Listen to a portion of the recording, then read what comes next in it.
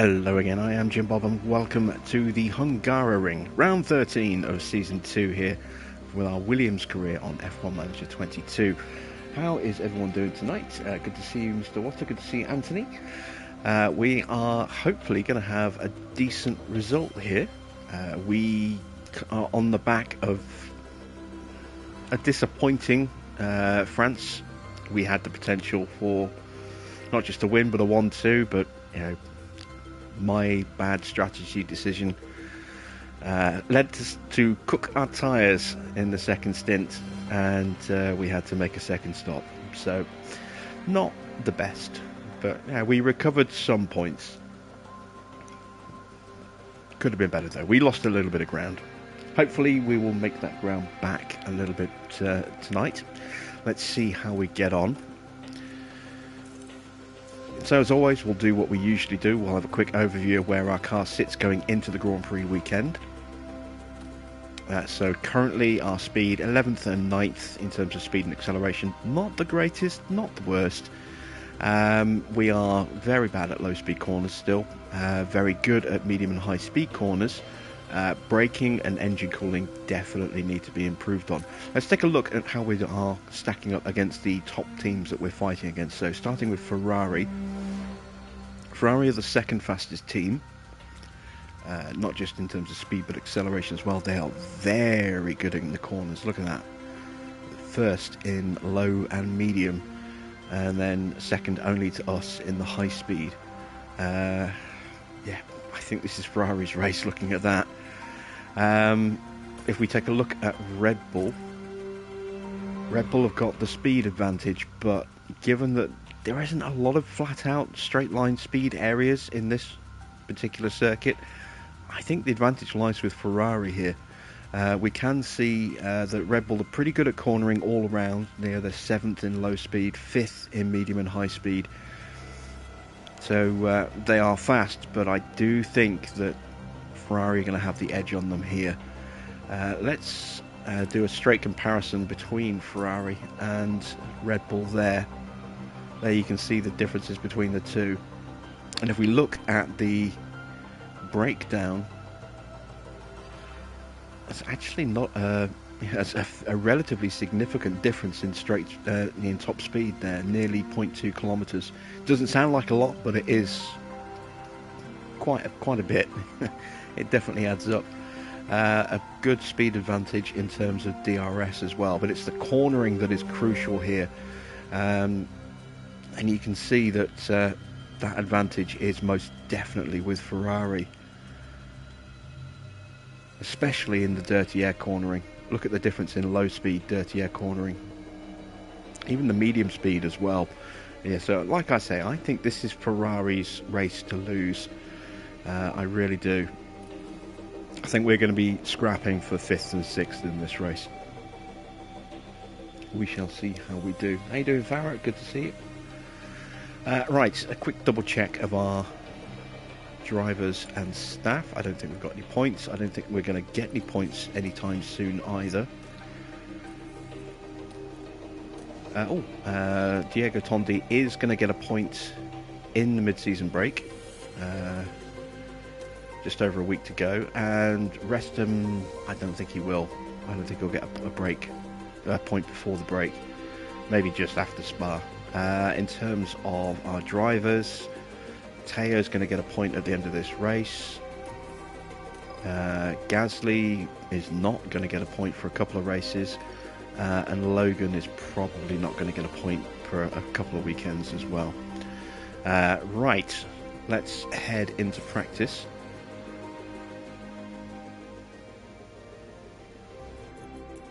The Hungaroring is abuzz with excitement as Formula One returns to Hungary for another round. We first came here in 1986 after construction on this purpose-built motorsport facility was completed. The Hungaroring is one challenging succession of corners and turns. With few straights, it's affectionately known as the go-kart circuit. Drivers will have to find a proper rhythm to make the most of the layout, and for cars, low-speed downforce will be paramount. The season is about halfway through, and it makes me wonder what else is in store for the teams. Well, there's only one way to find out. There's nothing like a race weekend in Formula One.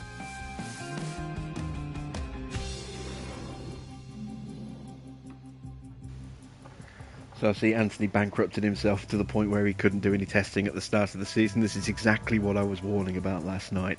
And you know, got to make sure you have a little bit of money aside at the end of the season, because if you end up in the negative at the start of the next season, you can lose at least the first month, maybe even the first 2 months before you get to do any research or development on the new car, which effectively means that you waste an entire ATR period.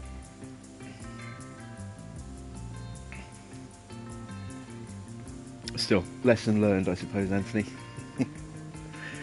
Right, let's get our car set up. We've got a good weekend in terms of weather. It's clear skies for today and tomorrow. Sunday, partly cloudy. Let's go ahead and give Logan a run.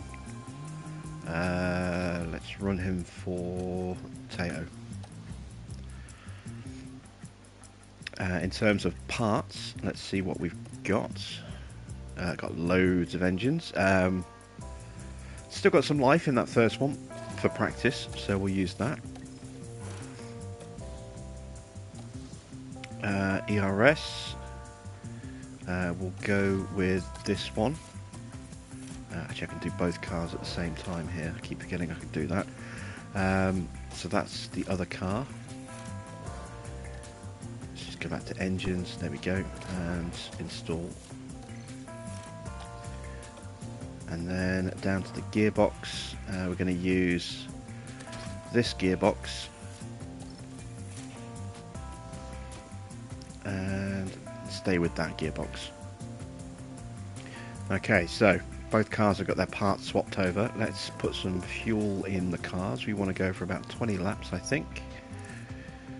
Setup, I'm going to use the same setup for both cars here. We want quite a lot of downforce.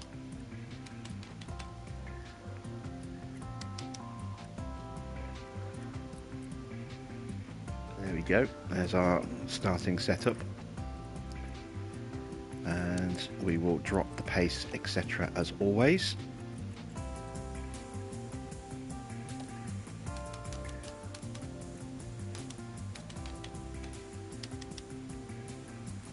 There we go, and 20 laps of fuel, drop the pace, and we are ready to go.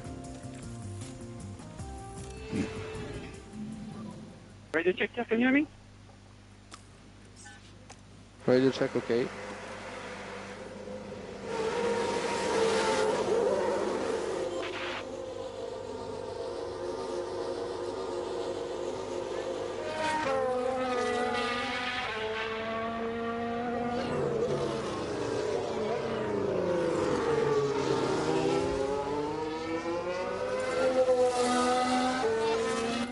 Okay, so as always, protecting the components in the car. There we go. And let's speed time up.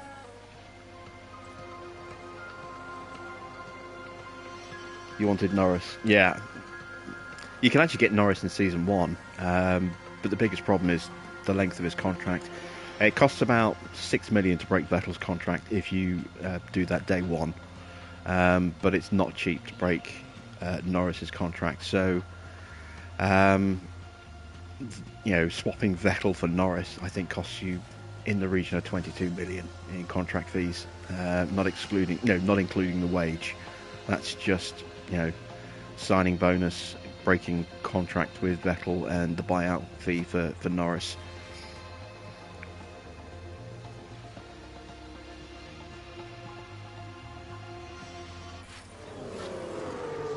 Who's running wide there? My advice to anyone who's thinking of changing their driver lineup is think what you want with your driver lineup. Yeah. Do you want Yellow flag, yellow flag. Oh, Perez is out. Let's see what happened to Perez. I think that was a crash. Let's have a look. So let's look at this. There's Sergio Perez. It's going to be a lock-up into the barrier, isn't it?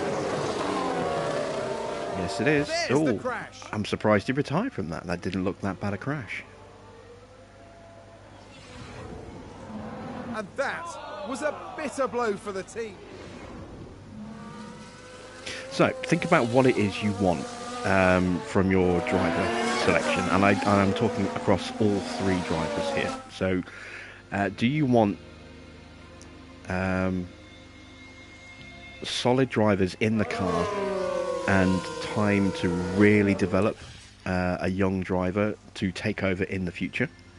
If you do, a good driver combination What was the balance, please?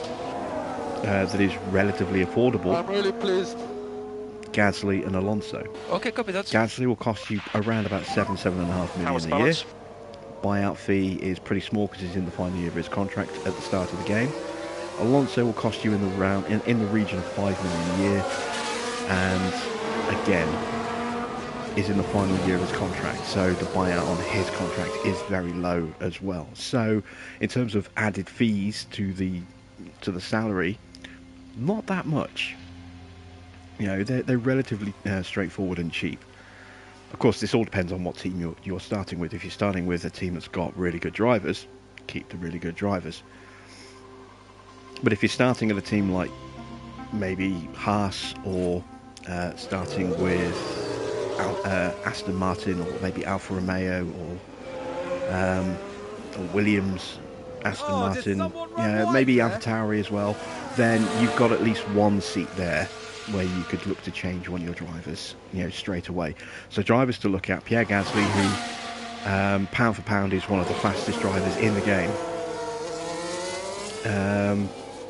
and still has room to grow because he's only 26 years old. $7 million a season, that's cheap. That's very cheap. And then Alonso, a very fast driver at the end of his career, so he's not going to develop much, but that has its own advantages. And he's only $5 million a year. So I would say, for example, let's say you're going as Aston Martin, and you want to switch out your drivers, and you want to focus on developing a young driver to become the focal point of your team going forward. So you want, but you want the car to be competitive as quickly as possible, because you want the money from sponsors, to be able to upgrade your facilities so that you can improve your training for your drivers and maybe your staff as well. If you put in the combination of Gasly and Alonso in the car in Season 1, you're going to have a very fast, very, very fast, young-ish driver in Gasly who still has room to develop. And you're going to have a very fast, older driver at the tail end of his career who isn't really going to develop, but will still get the odd point here and there. And then you swap out your reserve driver for a young driver. And for this example, we'll go Oscar Piastri. And you put Piastri in the reserve seat, and now what you've got is a very talented young driver who in 2 seasons, maybe 3 seasons, depending on how long you want to train him, is going to be phenomenally good. And it gives you 2 years of just going in every first practice, getting those XP points, getting the bonus training, and at the end of the 2 years, you then say bye-bye to Alonso, and you promote Piastri into that seat. And now you've got Gasly and Piastri, 2 very, very quick drivers. Gasly will have improved since you signed him. Piastri should now be in a very strong position, not just in terms of his pace, but also able to look after his tyres better. His pace stats should have improved by this point. Maybe you've improved his control or his adaptability as well, because you want to make him a little bit more well-rounded. But you've had 2 years of training him up, putting him in every first practice. That's why you have someone like Alonso. Because Alonso's not going to get much experience at the end of the weekend, you swap him out every FP1. So that way you're not damaging the XP gain on Gasly. He's still getting the points. He's still developing at a good rate. And the driver who isn't really going to develop is making way every race for your rookie to get that much needed time on track. And it really does allow you to, very quickly and effectively boost one of your drivers to a very strong level. It's food for thought.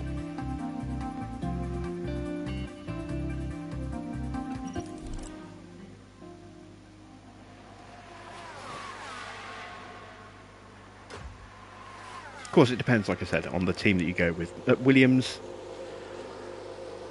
you've got two drivers who are both out of contract at the end of the season, so replacing them is going to be relatively cheap. Because Latifi earns less than $1 million anyway, so he's in the final year of his contract, so we're talking, a couple of $100,000 to replace him in terms of buyout. Albon has a $6 million a year contract, but it's only a 1-year contract, so again, a couple of million to replace him. That's relatively cheap. Aston Martin has a big budget, but they have a £14 million buyout for... they have a £14 million driver in Vettel, which is $6 million to break. So, I mean, you could keep Vettel for a season and just swap him out every season if you want to go with someone like Piastri. Piastri only really needs 1 season as a reserve driver, and then can be competitive from the next race onwards. I mean, he can be competitive from the very next, from day one, but it's always a good idea to give him some training before he gets in the car. But if you're using someone like Teo or Vesti or Vips, drivers that have some good potential but need a little polishing before they go in the car, Logan Sargent's another example, or Jack Doohan. These are fast young drivers, but they need time to develop before they're really ready to get in the car.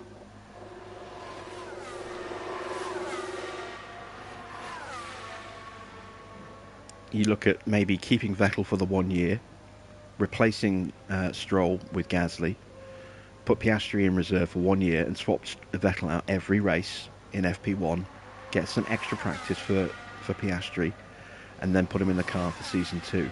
And then if you decide you want to get rid of Gasly further down the line, or if you've gone for, say, Alonso instead of Gasly, then you can do the same thing the next season. If you've got Alonso on a multi-year deal, you put Alonso in the second seat alongside Vettel. You've got 2 world champions in your lineup. You swap out Vettel every year, every session, because he's the one who's going at the end of the year.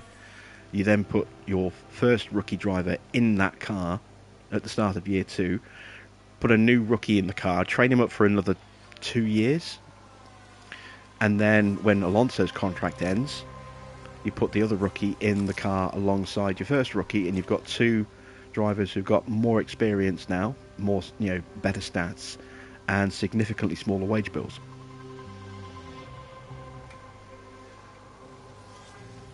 It depends how you want to plan long term. The temptation is always to go with the big names and the glitzy names that cost a lot of money, but are established names, and they will be quick. There's no disputing that. But depending on how you want to think long term, you have to plan for the future. And there are a couple of drivers right off the bat in the young driver category that are very, very good. Oscar Piastri is the best of those. But Vips is strong. So is Porsche. So is Vesti. As long as you develop them in the right way. So is Doohan. Again, if he's developed in the right way. To a lesser degree, Hauger as well. Although he's younger, he's only 18 years old. So there's plenty of room for development. He's a good long-term development driver. Put him in reserve for 3 seasons. And get him boosted that way. How is the balance, please? And then he's still young by the time he gets in the car. He's still Very, going to be very nice 21, 22 when you put him in the car. Confirmed? Confirmed. So he's still going to have a very long, successful career. Okay, comments on balance, please.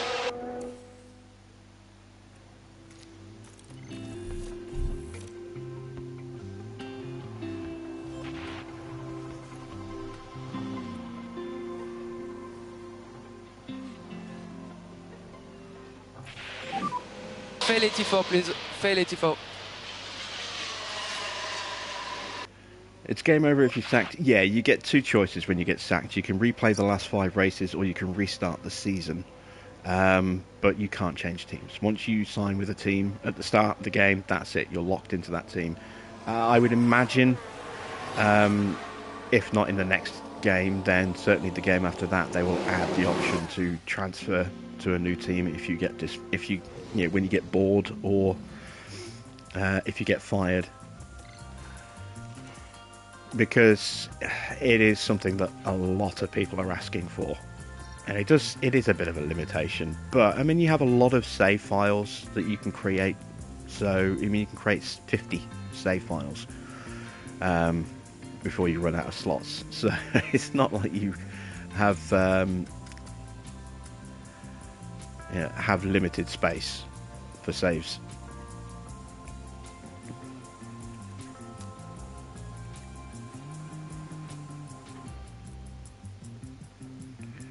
Right, I need to change the roll bar.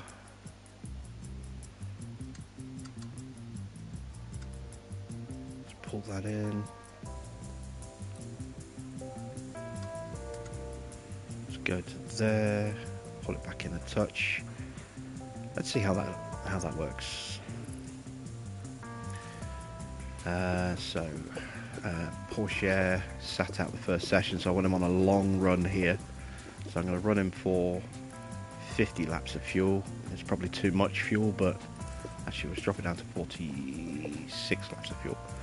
It's a relatively quick lap, so let's go with some hard tyres and a single run, so he gets a lot of track experience. Where are we on Pierre's car? Okay, roll bar definitely needs to change. No, not the roll bar, sorry. Let's put that back where it was. The camber definitely needs to change. That needs to be about there. That needs to be somewhere in that region by the look of it. It was already great. Let's try there, just in between the two. Front wing. Gonna leave the front wing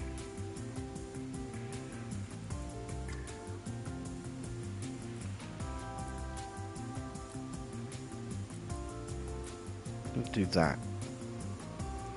Rear wing's fine.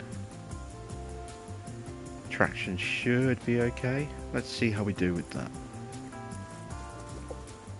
And we'll go 20 laps.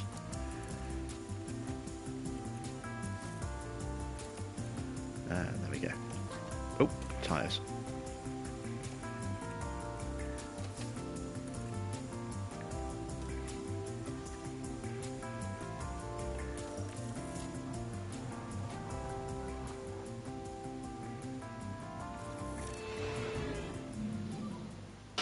How's the radio on track? And I do realise the irony of me saying that a lot of people tend to be a little short-minded or short-sighted when it comes to choosing their driver lineup when I'm talking about getting rid of the Porsche to replace it with Norris. But I know who I'm signing as my reserve driver next year, or at the end of this year. And he is going to be my long-term project. And I want to have two very fast competitive drivers in the team while I'm training him up, and then we will say goodbye to Gasly and replace him with the replacement rookie in another 2 or 3 seasons time. So it's a temporary ditching of a young driver for a faster, more experienced driver who will become one of the 2 focal points of the team. You know, Norris will be my lead driver for Williams. I want a young, talented British driver as my lead driver, and I want, ideally, an all-British driver lineup. And so the reserve driver I'm looking at is Oliver Bearman, and I can't sign him until the end of the season because he needs to have completed 2 seasons of competition in F3 or F2 or both, and be at least 18 years old. And he's now 18, but he's currently in his second season of F2, and so I need to wait for him to finish that before I can sign him.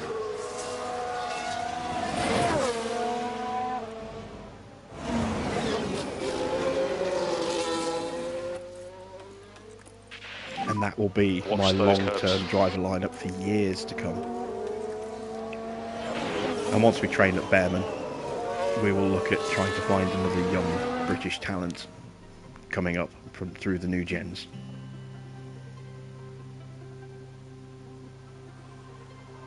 How you doing, Jeremy?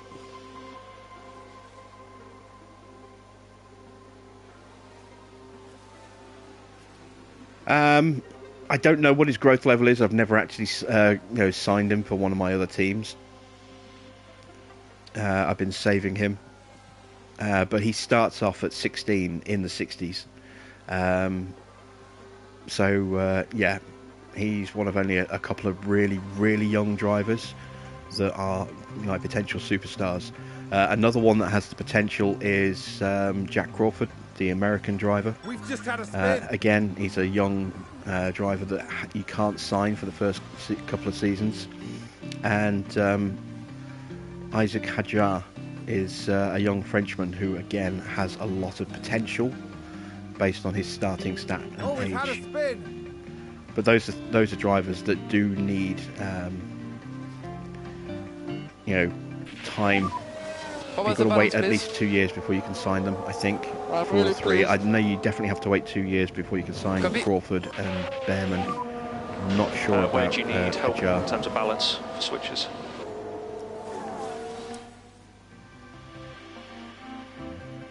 But they're drivers, they're going to need a good few seasons as a reserve driver, some intense training to really get the best out of them.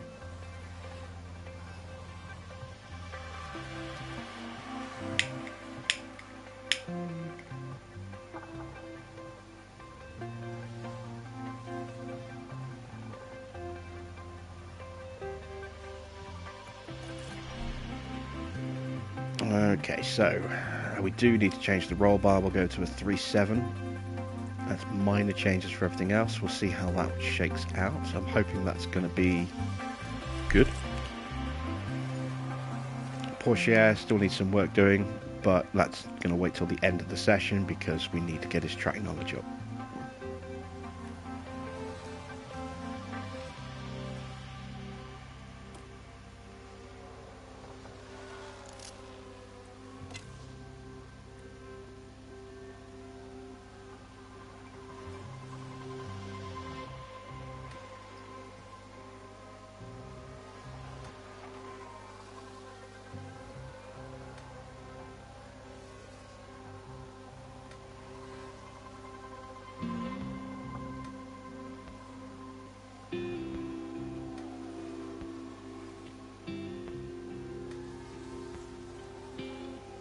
I think we've had a car run wide.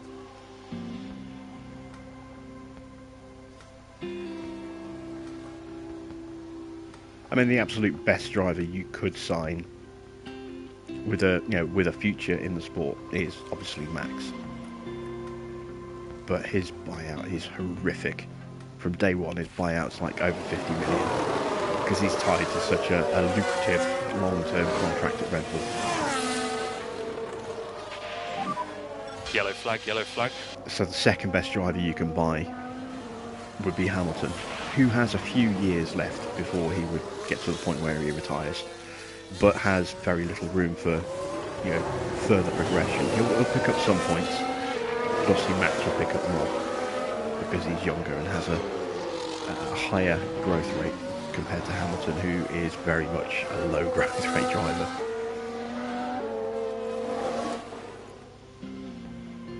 And when you go beyond those two, That sounds like someone's Norris gone is up wide there as a very good driver.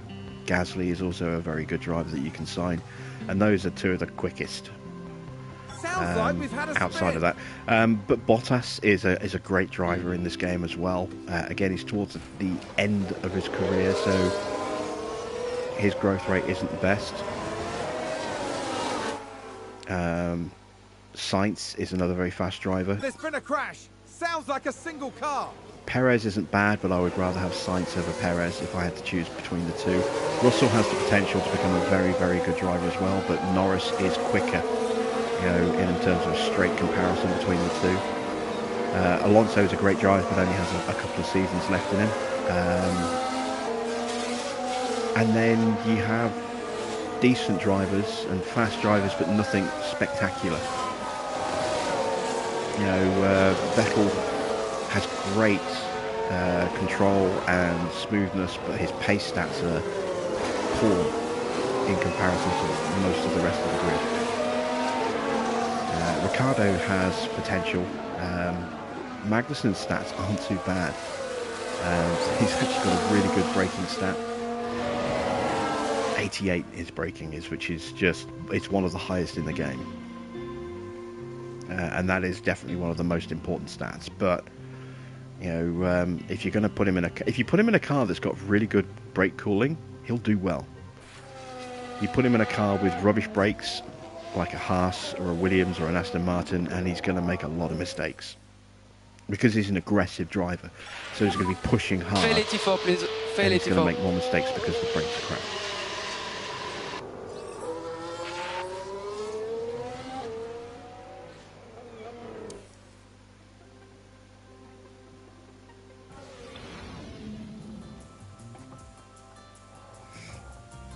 Right, that's the end of FP2.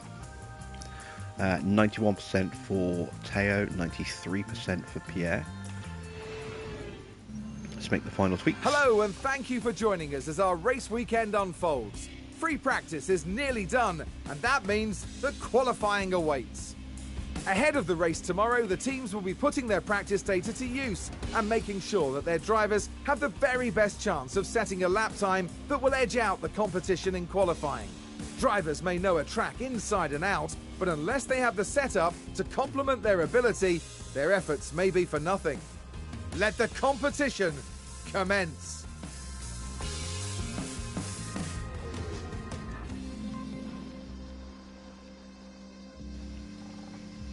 Okay, on to day 2.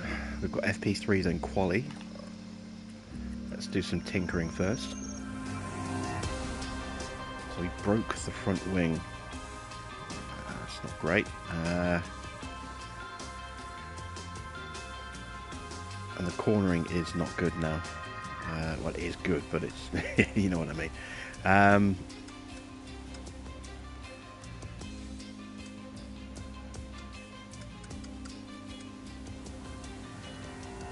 So that means I think the cornering has to go back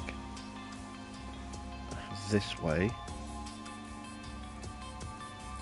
The toe's going to have to go back there to cover that. That might be too much of a change on the front wing angle, but we'll see. It's a small change on traction, that should hopefully be fine, and the straights are okay as well. So we'll try that. We'll slap on some softs. I'm going to save the mediums because tyre wear on this circuit isn't the greatest, so I want to keep an extra set of mediums just in case.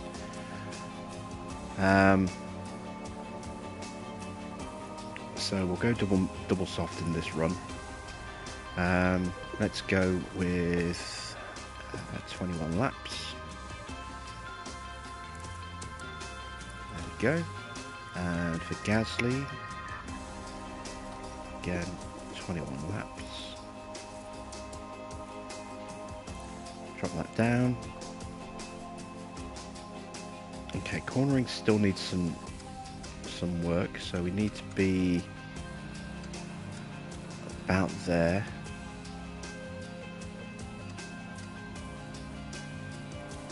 Ideally, I'd like an extra click, I think.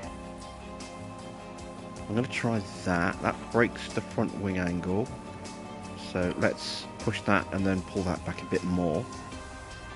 Hopefully that's not going to break the straights, but that gives me the small change for traction, small change for cornering, small change for braking, and keeps the optimal dead centre for oversteer. So I'm hoping that's going to be it. Right, we are good to go.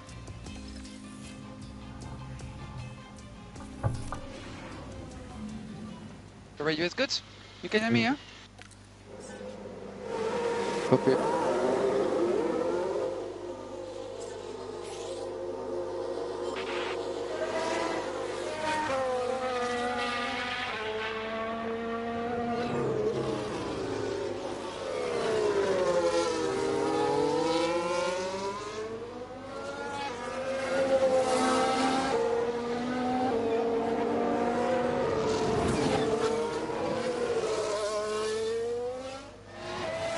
So I was thinking, before I started the stream, I was thinking of what to do with the Haas playthrough, seeing as we're coming up to the finale of that season on Friday this week.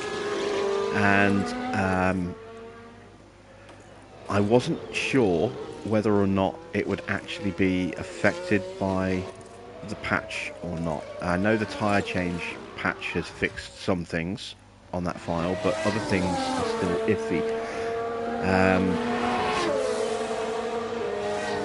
So I think that file is still a little tainted by the pre-tyre patch coding. So I've decided to retire that file once we complete the season, and we'll get rid of the Haas playthrough. I've still got the file, and I'm still playing the file. I created a duplicate of it, and I've now gone on and started season 2 because I wanted to see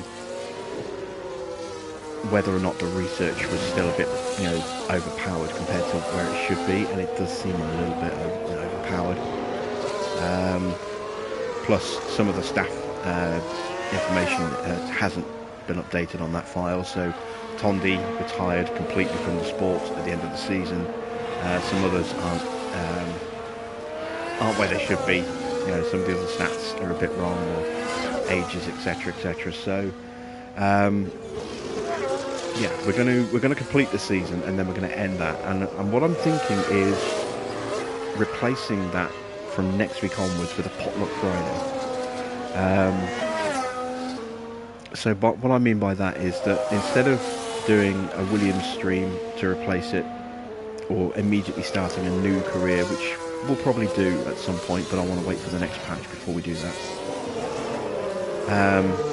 To run alongside the Williams file. What I'm thinking is that on Fridays, going forward from next week, I just, instead of streaming the Haas file, I just stream one of my other careers that I play, in the background. So maybe my Mercedes file, or my McLaren file, or an Alpine file, or something, just a little bit different. What do you guys think of that? Is that something you'd be interested in?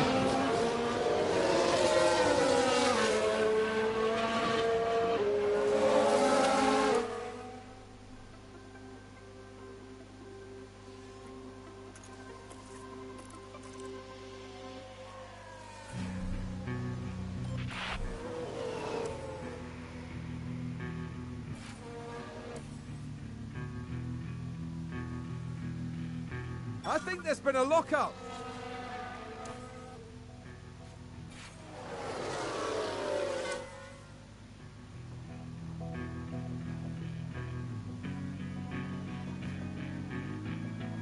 This is the thing as well, Mr. Water. It wouldn't necessarily be just the Mercedes file. It might be Mercedes one week, the next week it might be McLaren. It would be a potluck. I just randomly picked one based on where we were in the season, in that particular career, or if there was anything, if there was a good race I thought coming up. I wouldn't want to keep streaming the same race over and over again, but on different careers, kind of thing. So, I kind of. I play a file, a lot for a couple of a few races, for a few days, and then I kind of switch off that file and go to a different file, and so it would be completely potluck each week as to which one I was feeling like putting on.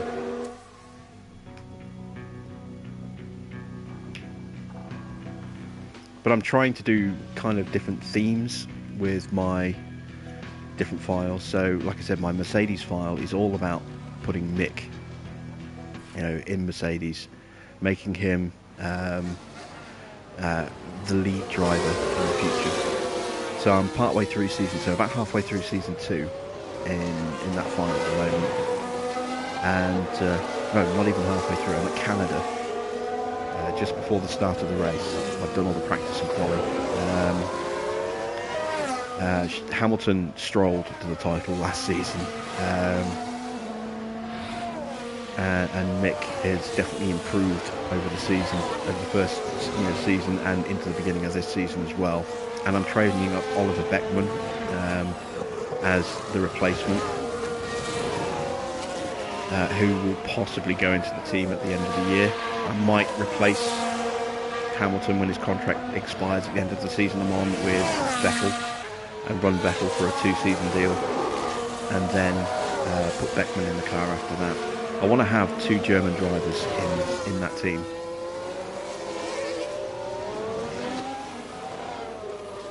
So that's what I'm planning at the moment with that particular file. With my McLaren file, I ran Ricciardo and Norris for the first season with Piastri as the reserve driver, and then I replaced Ricciardo with Piastri for the start of season 2, and I'm part way into season 2, not very far in season 2 with that file. I haven't played that one as well. And I have started a brand new Haas file as well, which I'm about halfway through the season on that one, where I've kept Kevin Magnussen.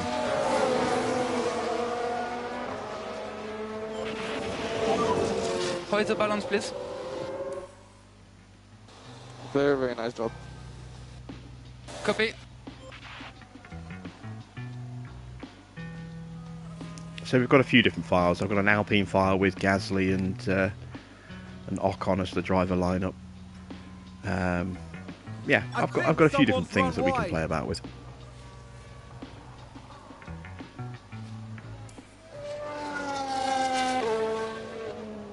Just something to fill the gap until the next patch goes live, and we can then look at getting a second career running alongside this one.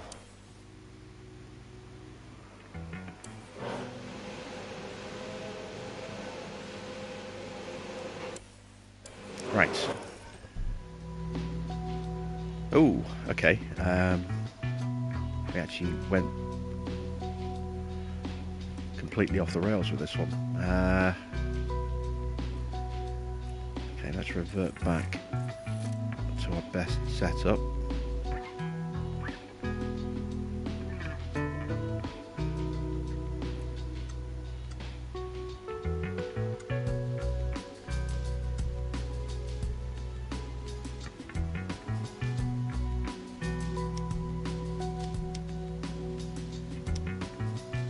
I don't know if I'm going to be able to figure this one out.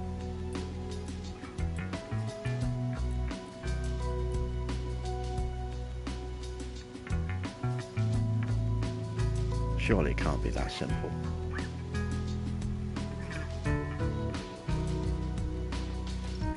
Maybe it is. That is very simple to fix. What are we at? 95. That's going to be a double click, I think. All right.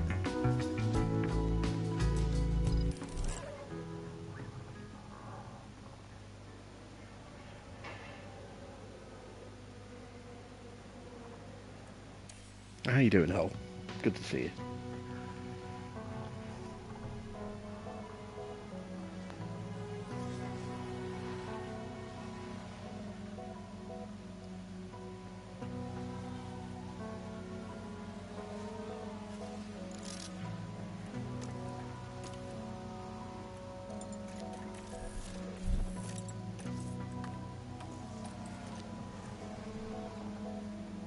Okay, so as soon as Gasly has got me the feedback, I'm calling him in. He's already maxed his track knowledge and etc. up. I probably shouldn't have sent him out, but given that I've gone for a double click, I wanted to make sure I got it right. So I do want to try and get 100% on this one.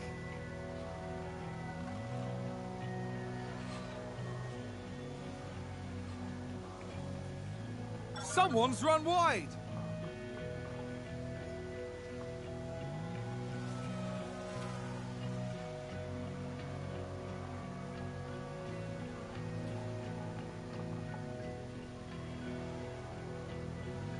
You're getting used to setting up IFR. Yeah, it takes a little while, but once you get into the general gist of it, it's You know, most of the time it's going to be relatively straightforward to get the car set up at least pretty strong, if not all the way up to 100. But sometimes you will come across a setup that you just can't quite see.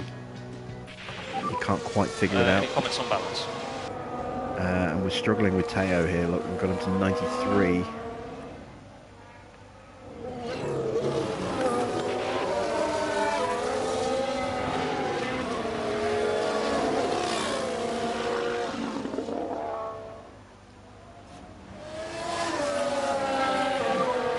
What was the balance, please?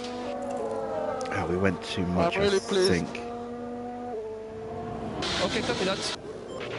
Or did we? There was a 5% gap, so that to me suggests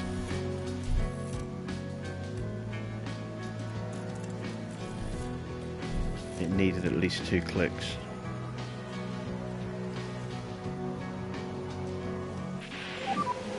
It's a good session all in all, I think.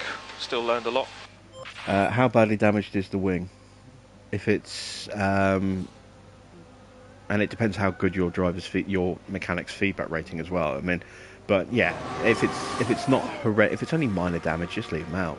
You know, every time. But if it's medium damage, you know, major damage, then if you're at 4 or 5, I would say leave them out until you've got your feedback. If it's terminal, bring him in.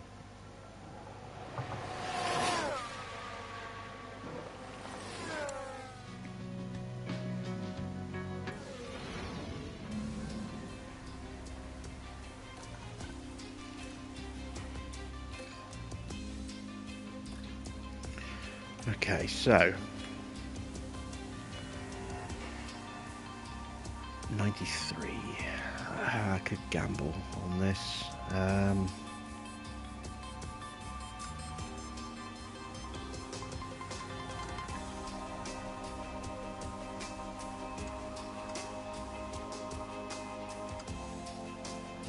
going to go with that little gamble. Pull that back.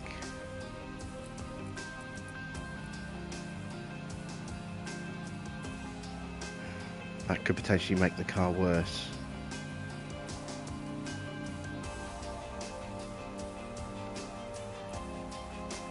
The trouble is, I can't remember what I did last time.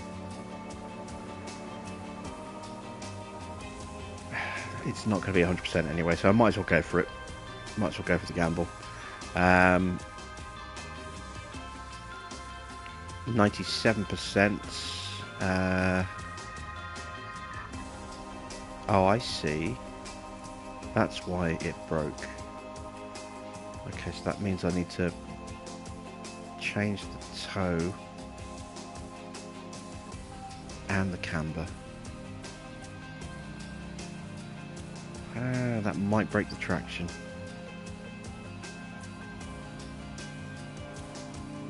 Let's try it. I'm going to gamble on this one as well. Right, into changing components time. So we'll start with the engine. We're going to run, what have we got, a 78, 96, 99. I'm going to run the 78 engine on this one.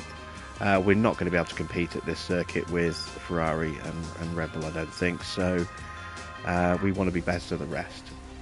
And so we don't want to waste a brand new engine on a circuit where we are not really in contention for the win. It's a little bit better on Gasly's car, which is good. For the ERS, we need to use one of the new ERSs. There we go. And for gearboxes, we need one of these newer gearboxes. And what's that one at? 46. Yeah, I'm not going to risk it. We'll go with that one. So there we go. We have got all the parts set over for both drivers. We'll take out the cool down lap. There we go. And off we go to quali. Yeah, we can now. We can now. Radio check. Let me just pause for a second. If you did bring him in, you'd lose all feedback. No, feedback carries over. The only time you lose feedback is if you change the setup. So you can have a partial feedback score. So say you get to the end of FP2 and you've only got a 2 out of 5 with your driver. If you send him out without changing the setup at the start of FP3, he will already have 2 out of 5 on his feedback.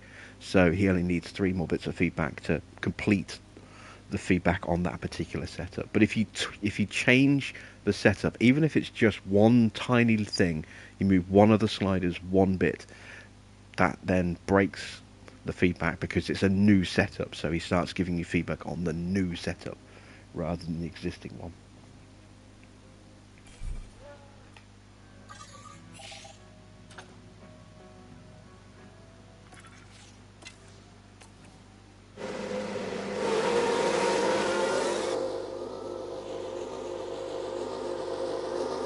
Okay, we'll go out for a quick early run. I'm hoping we're not going to have traffic issues. Let's see, Porsche, we want to make sure he doesn't fight against Gasly, because that would just slow. If you send out both drivers in tandem like this, it can benefit the driver behind because he can get a slipstream. Especially useful at a circuit like Monza. But you've got to make sure you select don't fight teammate, because otherwise he's going to try and overtake if he gets too close, or he's automatically just going to force the driver in front to go defensive, which means he's going to be driving slower than he should be, which is also going to have a knock-on effect on the driver behind. So yeah.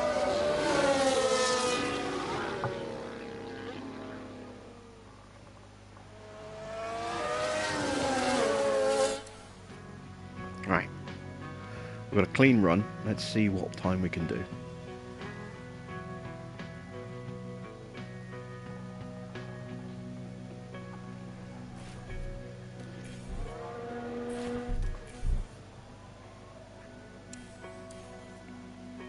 So 114.8, Porsche as usual 3.5 to 4 tenths behind. Let's see if Ricciardo can out-qualify Norris again. No, Norris has got the upper hand this weekend. We are faster than Hamilton and Russell with Gasly, but not with Porsche. So we've got a little edge on the Mercedes. The Mercedes is very strong at low downforce, remember, so they were always going to be good at this circuit. Looks like there's been a lockup. We are faster than Bottas with both drivers, that's good. See how far off the pace we are to the Ferraris and the Red Bulls. Perez and Sainz coming through. Oh well, they're actually slower than us. Maybe they're using older engines. Maybe they got held up. And Leclerc goes pole. Let's see what Verstappen does. Fourth, also behind Gasly. Okay, I'm surprised by that. I have to admit, I thought they'd be faster than us here. Maybe it is a difference in engine. It is only Q1 though. Second run of Q1 is about to happen. We're not going out, we don't need to. But let's see what everyone does with a clean run here. This will change the leaderboard a little bit.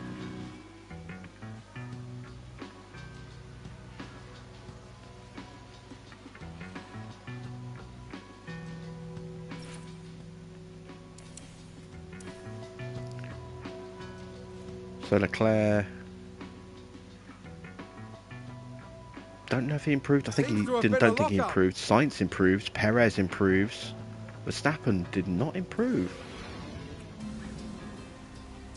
Interesting.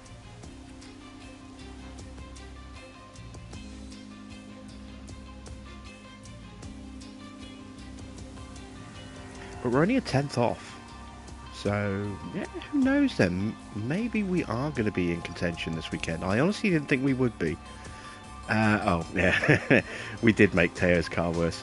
That is a little disappointing. Right. Put on some scrubs because we've only got the 2 sets of tyres because of the way we ran practice. I wanted the extra set of mediums for the race. Drop out the extra bit of fuel. Oh, no, I've already done that one. It's this one. There we go.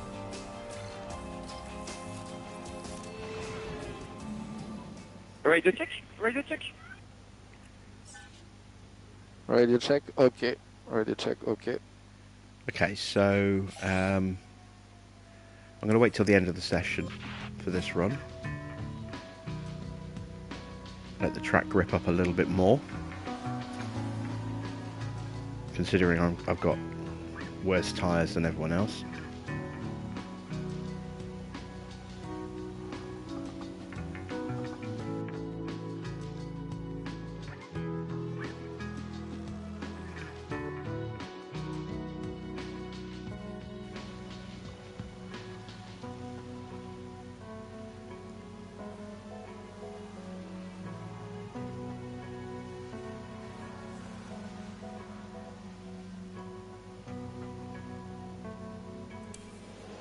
Okay, we're getting close to the end of the session now.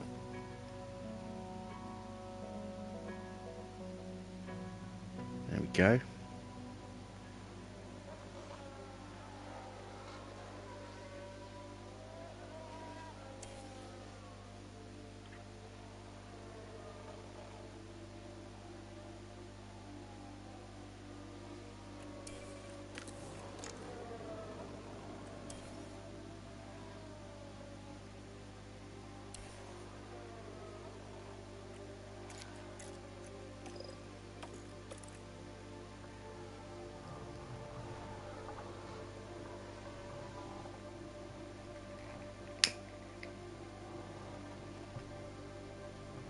Where can we put the car this time?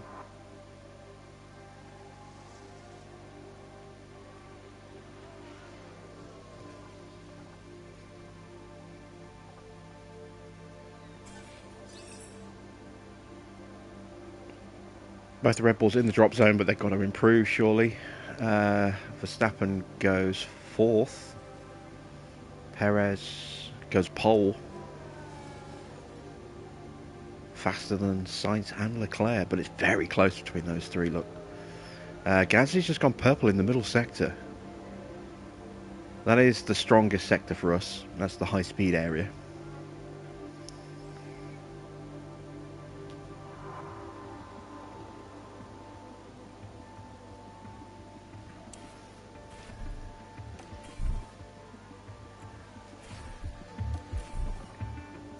Gasly goes 4th. Porsche just squeaks into the top 10.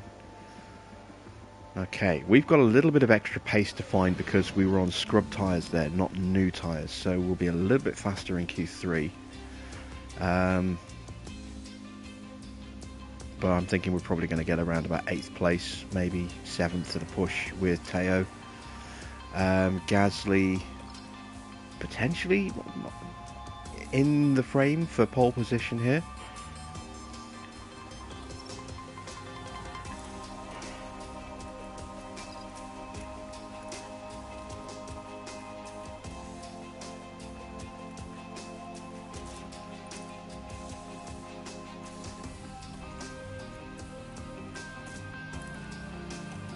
Let's see how we get on.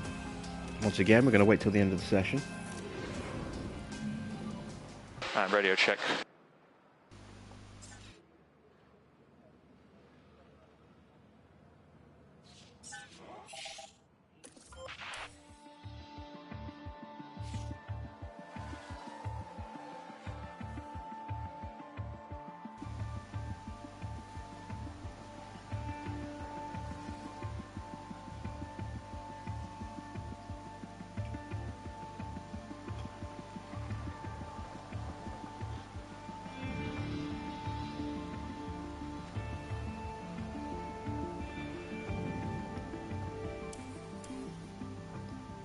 .15 out of 15 with both drivers. Ah, congratulations. Yeah, it's always nice to get that maximum driver bonus.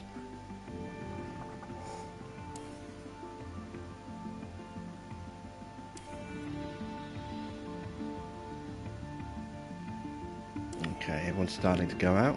I'm going to put a little bit more space between Gasly and Porsche this time round. I think Porsche may possibly have hit a little bit of dirty air that slowed him down through the middle section. So, I want him to have a nice clean run.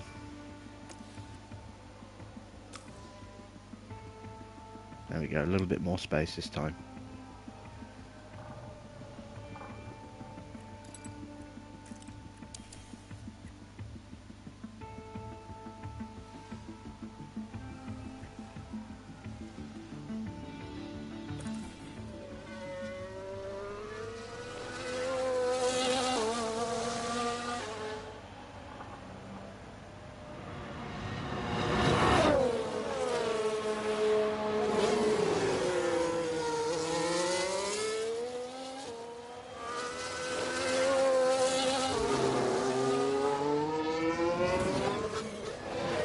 Okay, so can we sneak a pole position again, like we did in France? I still can't believe we actually managed to sneak pole.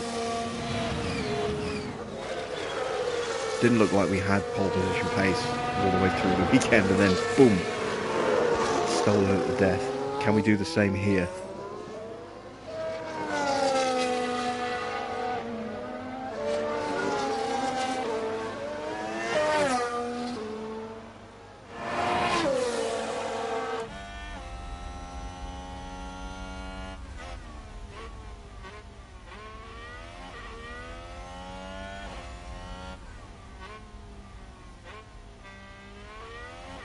Last corner. Both drivers are just green, so I don't think we're going to get pole here.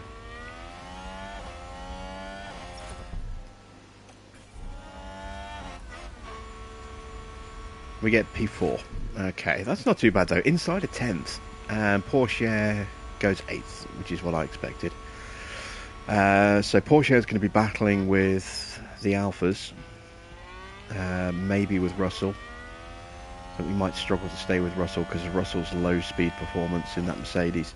But we've definitely got a chance of hanging on to the front three with Gasly, and Verstappen might struggle to stay with them.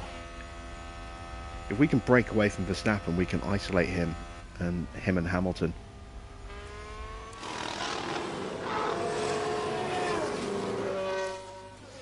So let's see how the race shakes out. It's time for the final touches here on the grid, ahead of today's race. Qualifying went well for Williams, as attested by their strong position on the grid. Now it's all about finding that edge for the race itself. We saw a reasonably good qualifying performance from Ferrari, and they certainly have a good chance to capitalize during the race. And the race will be taking place under blue skies. That means the teams should be able to apply their strategies without any added complications. And we're 70 laps away then from the conclusion of this Hungarian Grand Prix. And each and every one of them is sure to be thrilling. Let's not get too carried away, Crofty. Right. Strategy for the race. It's going to be probably going to be a one-stop race.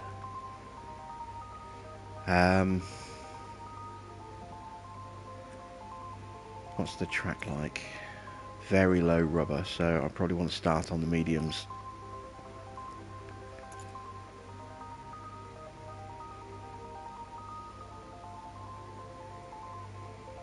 Yeah, we'll do that. Let's explore the option of a two-stop though. So we'll start on mediums and finish on a set of softs. What would that look like?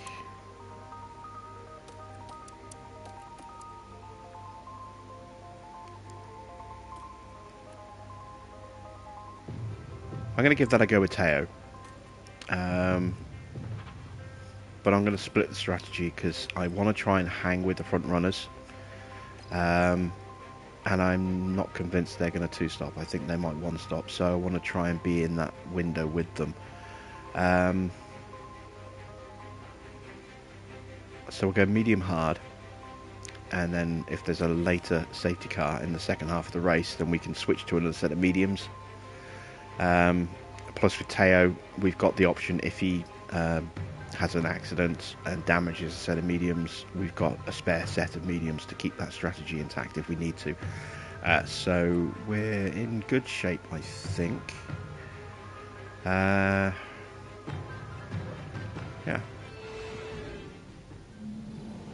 It's sunny and bright as the drivers line up on the grid.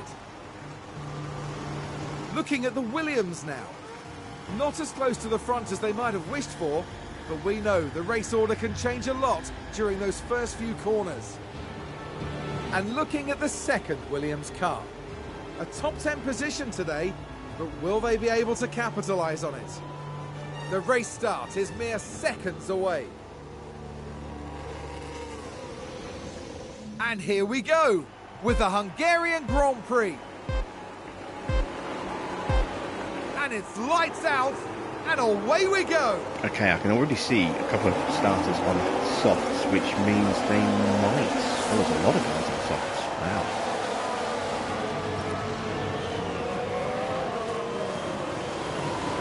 We might see some two-stopping there. You never know. They might just go soft to hard. If they go hards, they're Looks probably like that was one-stopping. a position gained for Alfa Romeo. If they go mediums, they're definitely two-stopping. Ooh, we got a big crash right at the start. That's Russell taken out. I'm not sure who it was that took him out. An instant safety car. Sounds like a few cars have crashed. Here's the replay. Now let's look at this. Here's George Russell.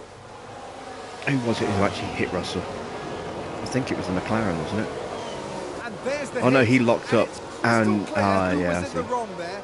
He locked up and then went into the Alfa Romeo, which spun him out. So that's one less Alfa And we the have to team worry had about, such high hopes. and one less Mercedes that we have to worry about. So that's just done the power of good for Porsche. There's two drivers, well, one driver taken out of contention, and two out completely. They're both out completely. Excellent. Need to drop the pace. Copy.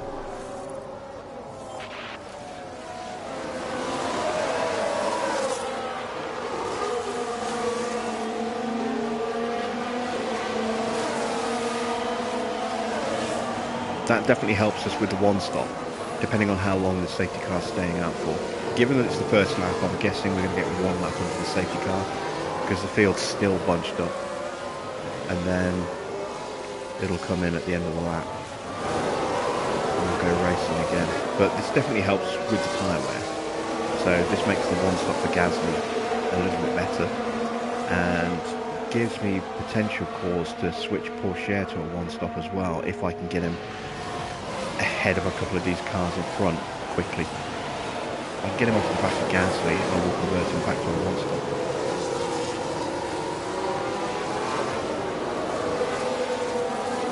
It's a big ask though.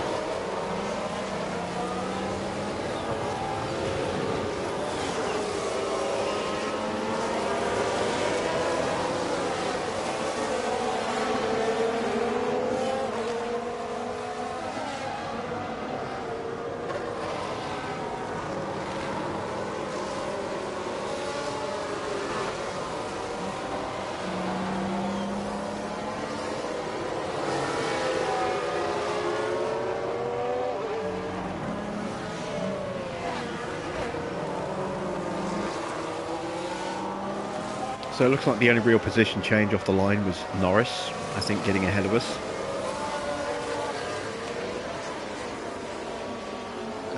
Hamilton, Verstappen, Gasly,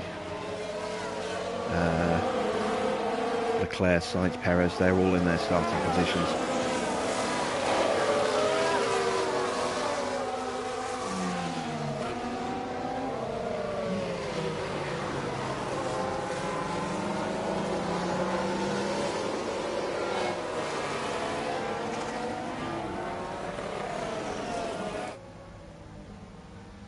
Safety car is staying out. Okay, so we've got one more lap then.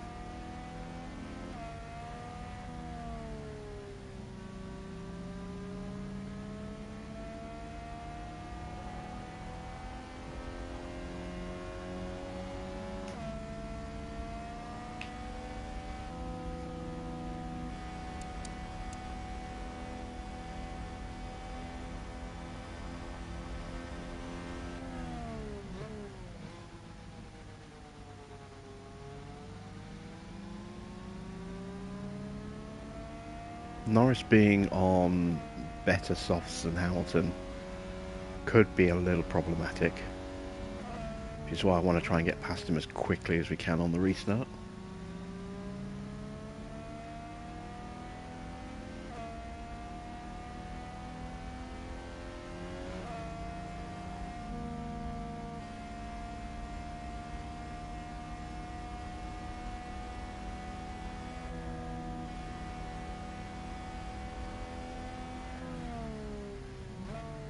You got your first wet race. Which circuit are you on? You on Australia, or you on Imola?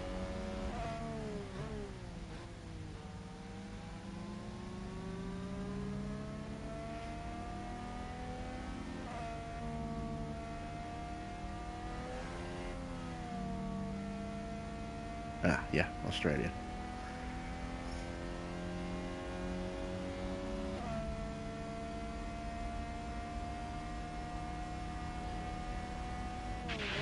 Alright, there we go. Safety car in this lap. Safety car in this lap. So, Gasly sitting nicely here in fourth.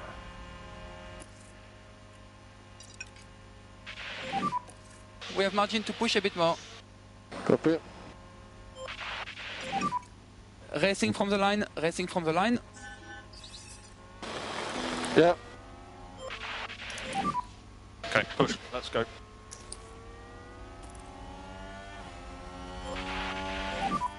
Overtake available. Yeah, copy. No lift and coast required from our side at the moment.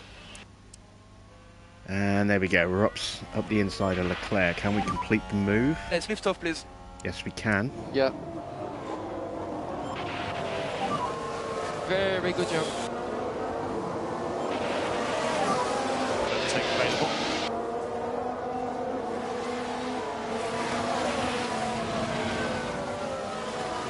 Hamilton's all over the back of Verstappen. Norris is going to be tricky to pass because of those softs.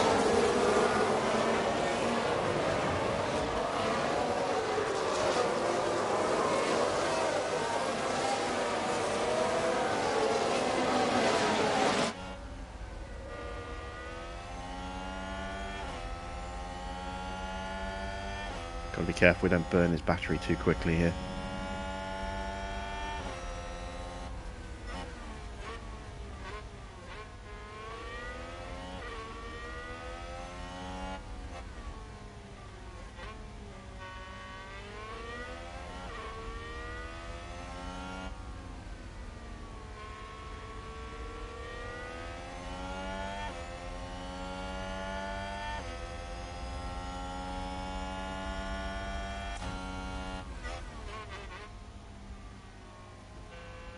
Oh, mistake from Perez.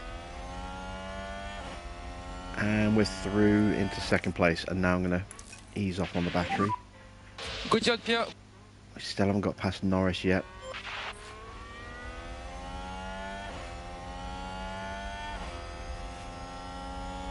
Hamilton's got past Verstappen. I was expecting that.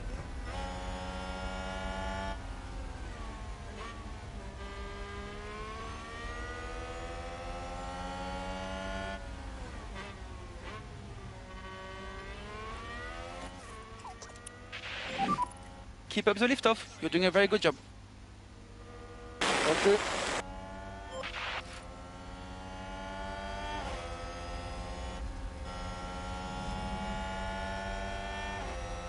Norris is so good on the brakes that it's very hard to get a pass.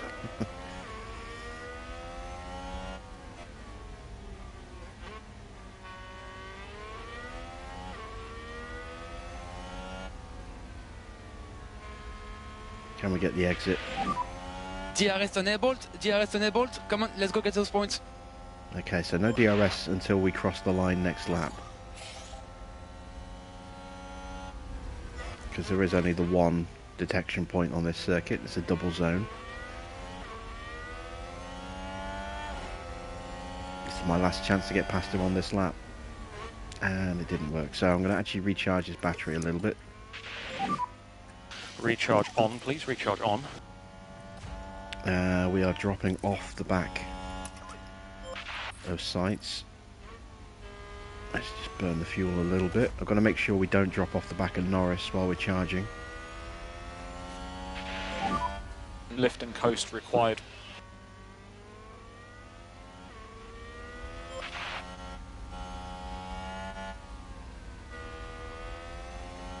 Yeah, we're seeing that pace of the Ferrari as we're struggling to stay with him.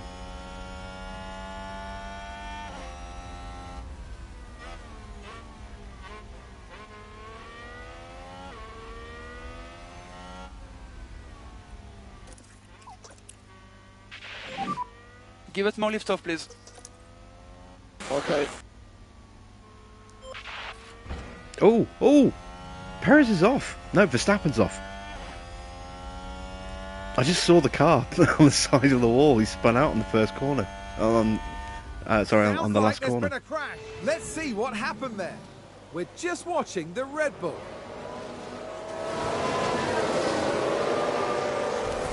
Clearly, something went very, very wrong there.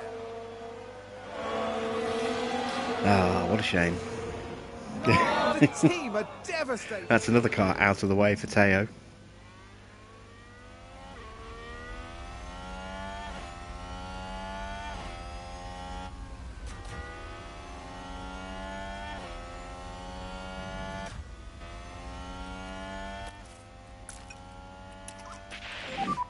They recharge Back off. up to Norris now.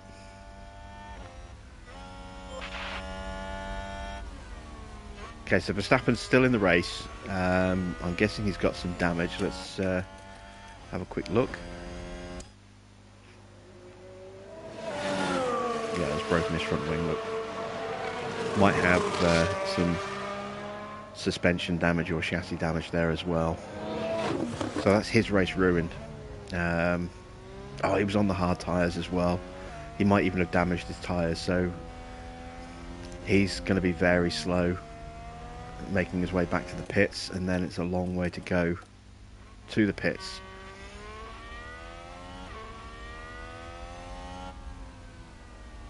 I don't think Porsche got the DRS, I'm not sure. That was a very good lap. No, he didn't. But luckily Norris doesn't have it either. Gasly's been overtaken by Perez, but that's fine. I'm just letting his battery charge up. Don't tell me we can't do anything. Perez back into the lead. Okay, keep it clean. Focus on the pace.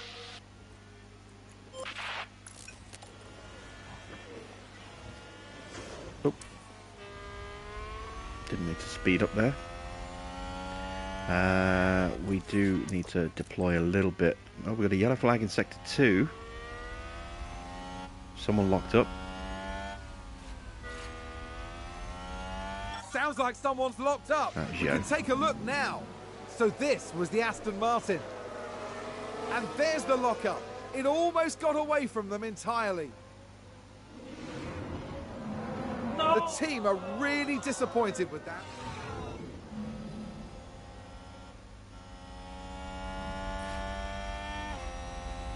Come on, get back in the 1 second. Hamilton's on the back of the train that we're in with Gasly. I don't know if I'm going to be able to get onto the back of that train. I need a real monster push. I'm going to push the tyres for 1 lap. Alright, ready, push, push. Ah, damn it, I needed to get past there into the corner.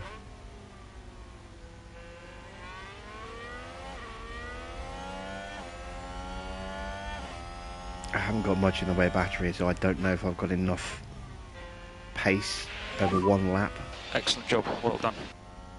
because that's all I'm going to get is this 1 lap to close up Hamilton. And there's an overtake from Williams. And you can use the deploy. Copy. Gasly at risk of dropping off again. Porsche has closed the gap.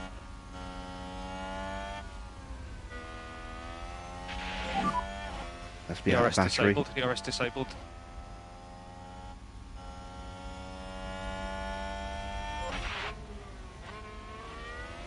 Okay, the Delta's broken. I didn't need to use that battery. I hate when the Delta does that.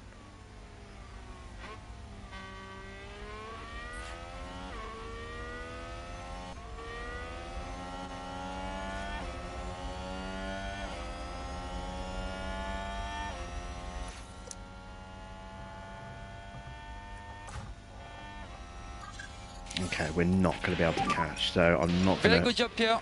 melt the tyres.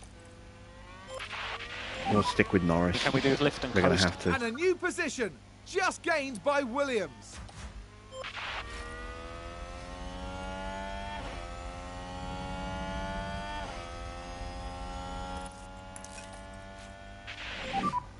Charge off. Okay.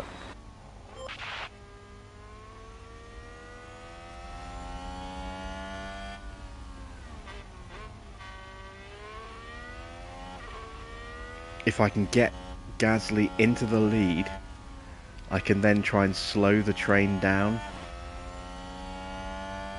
by dropping Gasly's pace, and hopefully Porsche will be able to close the gap. But I've got to get into the lead to do that.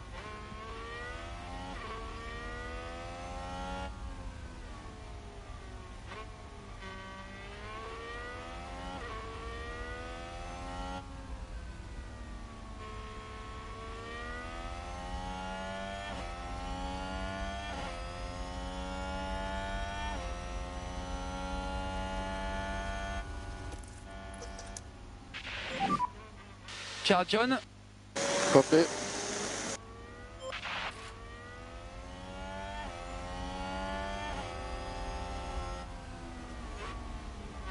That Ferrari's on soft tyres, which is a blessing and a curse. I mean, it's giving us a bit of Charge extra off. pace by staying Okay. within compared to what we would normally get. But it does make him a little bit harder to overtake.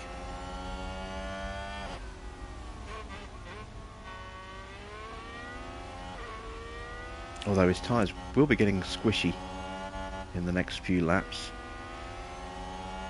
That might be my best chance of catching the catching Porsche back up would be Hamilton dropping off a little bit and then acting as a bridge to allow Porsche to leapfrog him into the train.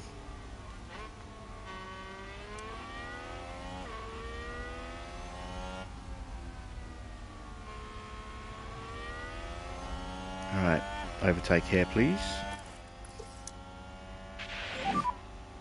There we Okay, go. charge on. Yeah. Need to drop the pace. Copy. This was good. Okay, let's see if we can sabotage the speed of the train without dropping a place.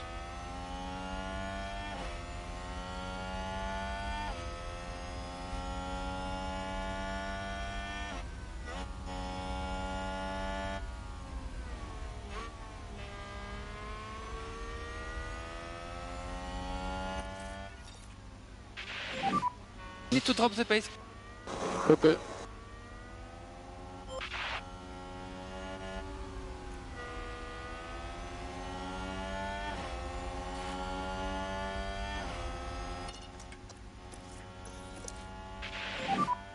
And we have margin to push a little bit more on the tires. Yeah. Charge off.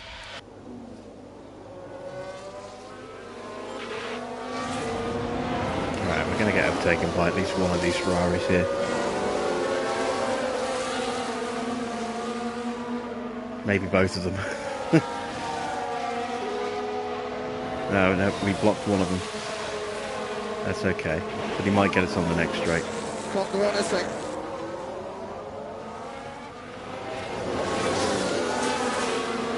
Ferrari, advance the race position. Push hard, push hard. Copy.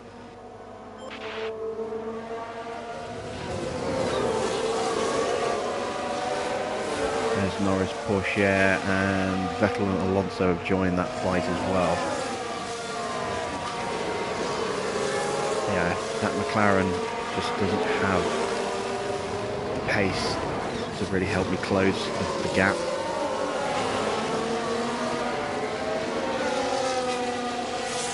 Even with those soft tyres.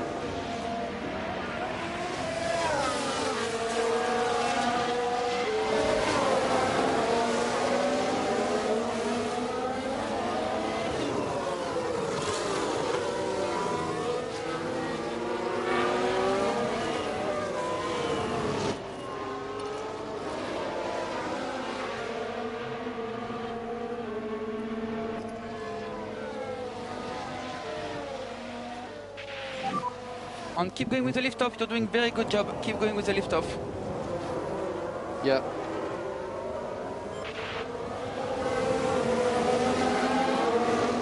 Oh, it's the fuel push. That's what I meant to do. Stop the lift off turn 1, please.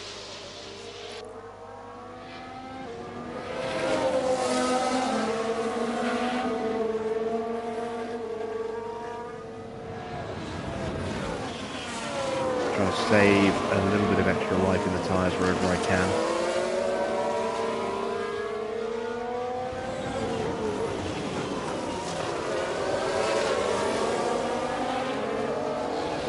Yeah, the gap is going up by about a second a lap to the train behind, so Porsche's not closing up. That's not going to happen, unfortunately.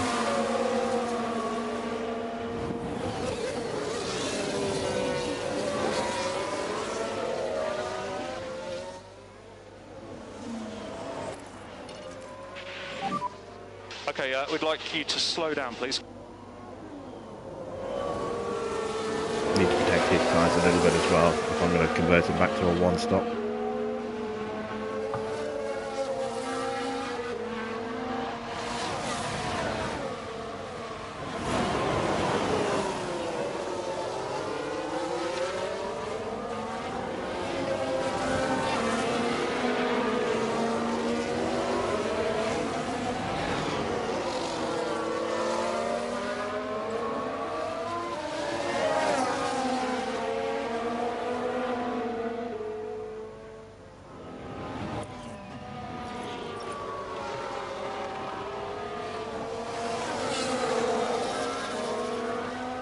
Okay, we're almost done charging his battery as well.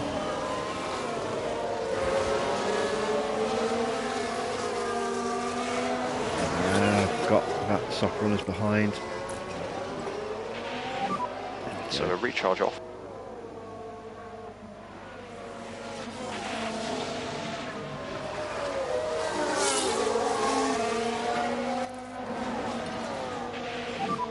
Let's push, come on.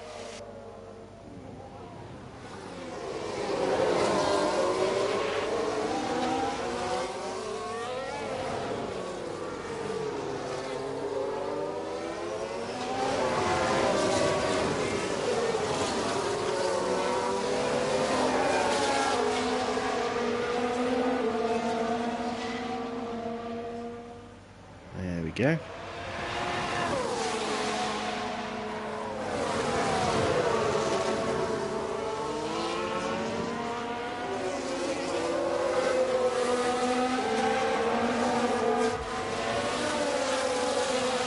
Gasly's still threatening Sainz, even though he's on the lowest tyre setting at the moment. This is excellent. Getting some nice saving on our tyres. Let's go ahead and switch that back. There we go.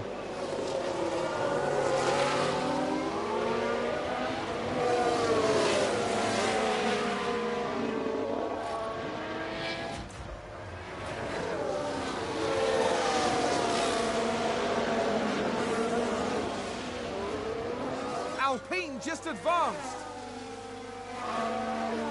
I'm not too concerned about Vettel getting past because we'll be able to get Vettel back. I'm wondering whether or not to just hang back and let Alonso go through, but actually no, Alonso's on mediums. Let's see if Vettel... Oh, Norris is in the pits already, and so is Hamilton. Okay, so the soft tyres for the guys who started on scrubs have got too squishy.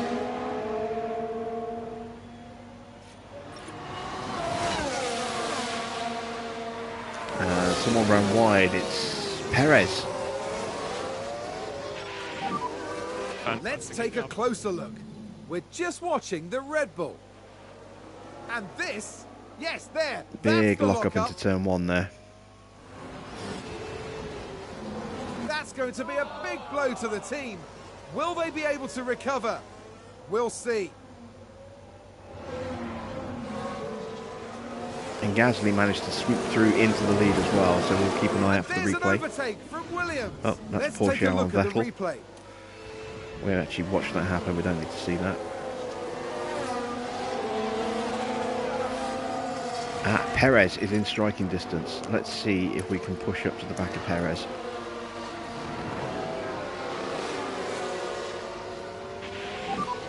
Come on. Verstappen running wide again. Here's the replay. He's having a bad and here we race. see Max Verstappen. Oh dear, dear, dear. He got away with that.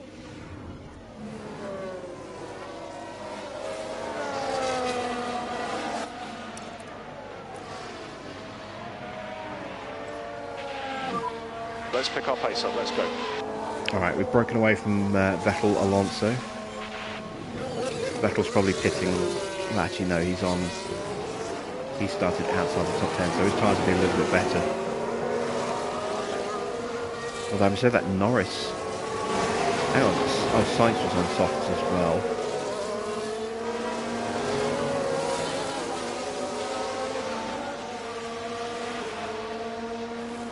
Okay, Porsche will have DRS next lap. If I can stay in touch.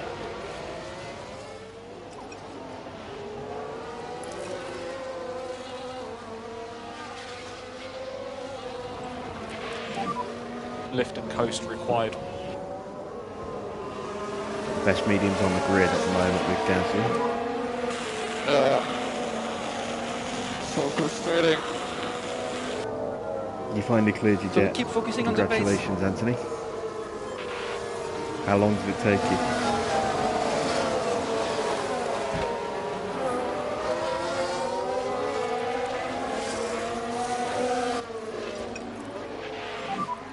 Okay, push, let's go.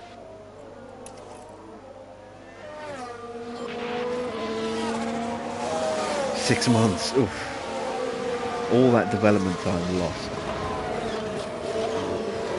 You're really going to suffer for that with your car.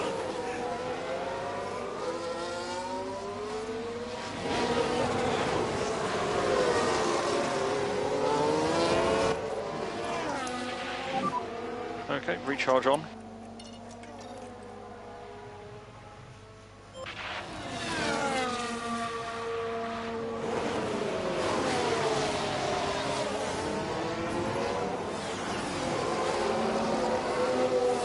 Okay, Perez locking up and going off is the best thing that could have happened to Teo. Because it's brought him into range of a faster car that he can hang behind. Let's go recharge off, recharge off.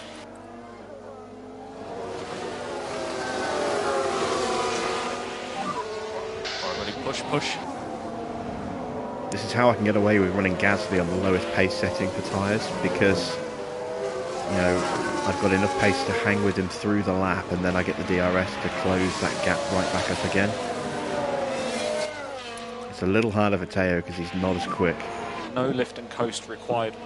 It requires a bit more micromanagement, but I am still trying to look after his tyres as well. Make that one foot viable.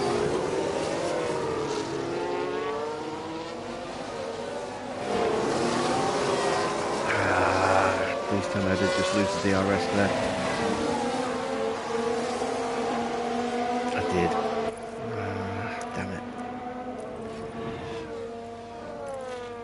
I don't think I can save tyres while I'm hiding behind Perez.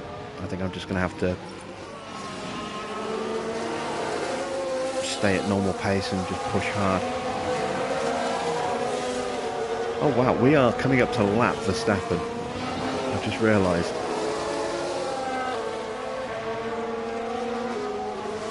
I wonder where Tripper is tonight. It might be working.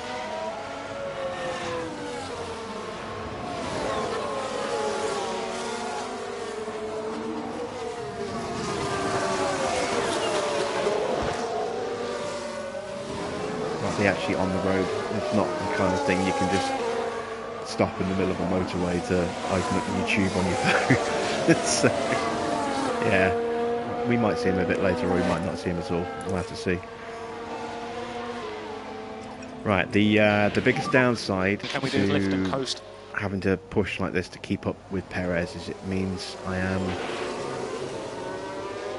going to struggle to get battery charge back in the battery.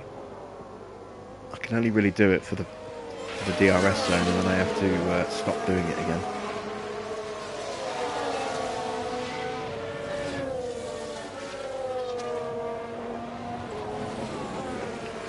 Tyres getting hot.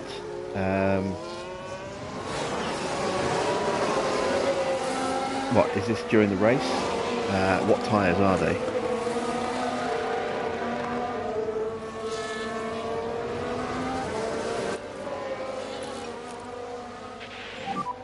You can go recharge off if you want.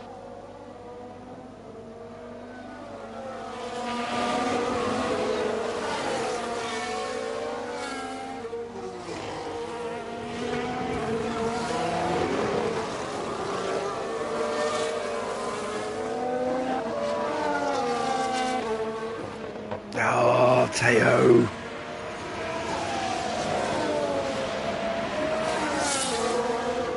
Oh, damn it, I've just realised Gasly has dropped out of range because we've lapped Let's go for a push.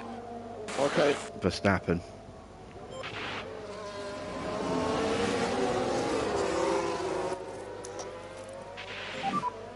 Okay, we need some deploy. Okay. Okay, Porsche's gone, but Alonso has broken through the rest of that group. So I think I'll just wait for Alonso.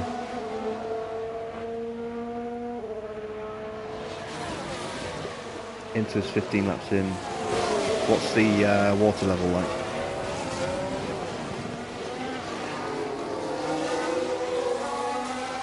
Because if your wet tyres are overheating, I mean, it probably means there isn't enough water.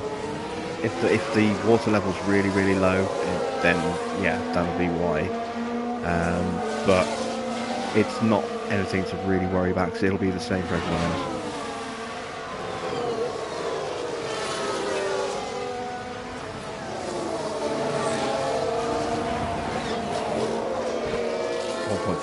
Yeah, it's in the low range for Inters, so it'll be the same for the other teams. You know, just if you're worried about your wear rate, just use the tyre menu like that just to have a quick look and see how your tyres are wearing compared to the AIs.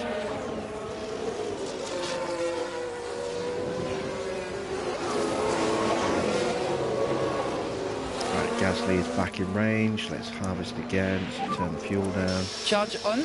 Charge on. Turn the tyres down. Copy. Very good luck. That's Verstappen getting lapped by Perez in the background. Okay, good job, thank you. Need to drop the pace. Yeah, copy.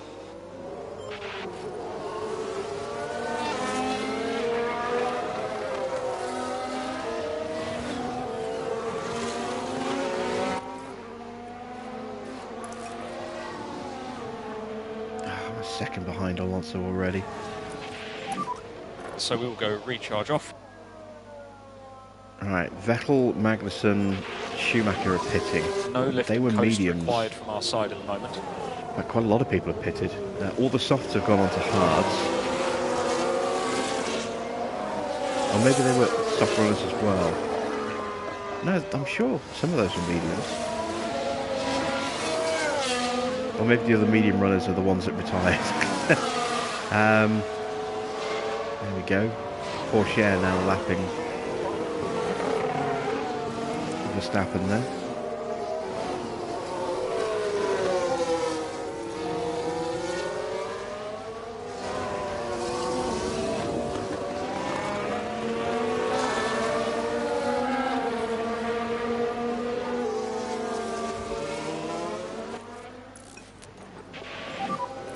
Reminder, charge off. Copy. We need to push. Copy.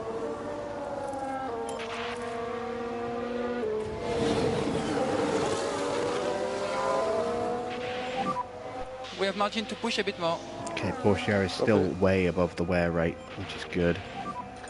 Let's lift off, please. Yeah. I wonder.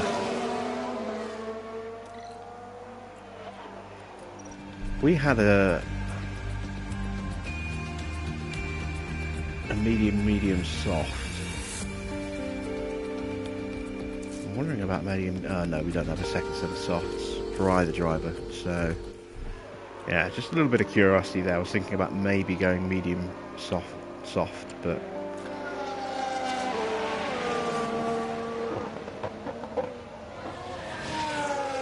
Yeah, Verstappen must have other significant damage to his car. Let's see, where is he now on the track? He's behind us. There he is. Let's take a gander at his car. I'm assuming that the front wing's fixed. Yes, it is. So he must have. I mean, A's on hard tyres, but I mean. Yeah, they're not that bad. They're still at 80%. They're still better than my mediums.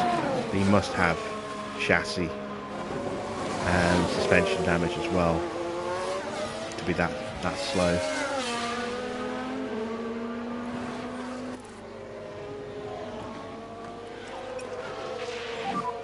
Lift off for the fuel. Copy. Need to drop the pace. Being able to run this really slow tyre pace is really going to help us, because we can push really hard to try and prevent the undercut from Leclerc.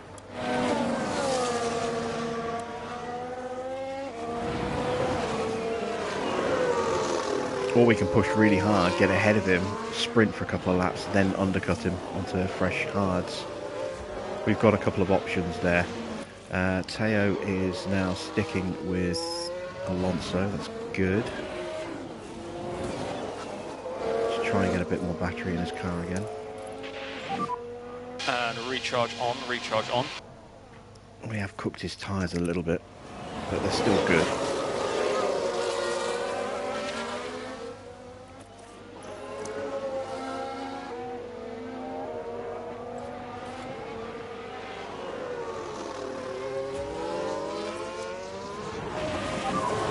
Charge on. Copy.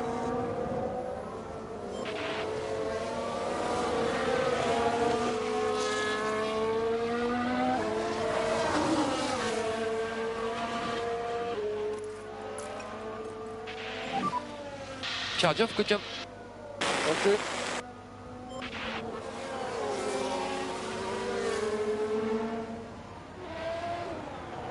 Alonso didn't realise he was in fourth. Yeah, he's inherited fourth, partly because of the two retirements and Verstappen dropping out the way, plus some of the earlier runners in front, Hamilton and Norris in particular, were on softs. Sainz was on softs. They've all made their stop and gone on to hards, whereas Alonso is on mediums along with the three guys in front of him. So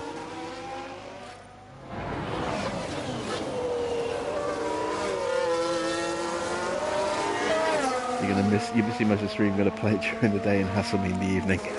That's fine. As long as you end up watching it, you know, that's all that matters.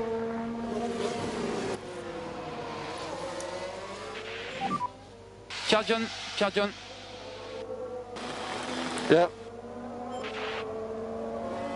I'm looking at the wrong driver. There we go. Charge off. Push air. Okay, good job. Okay, we can go neutral. We can start easing that tyre pace down a bit more. Don't want to go full down on Teo. Okay, we'd like you to slow He down, is please. slower. Let's go back to Gasly. We're in the pit windows. Recharge off.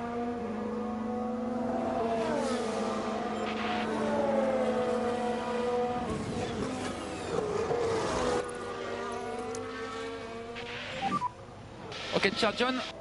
Copy. So, question now is, when will the AI blink the tyres?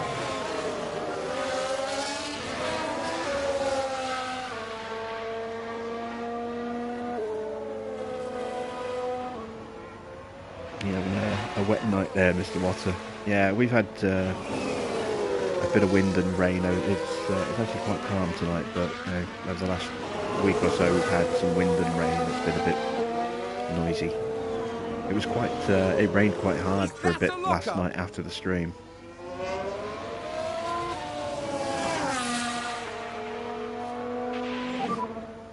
All to play for still.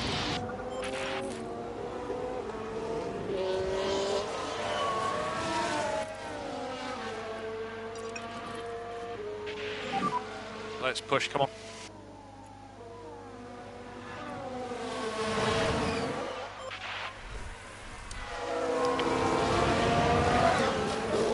See, we're 12 seconds off the battle for the lead. That's not too bad.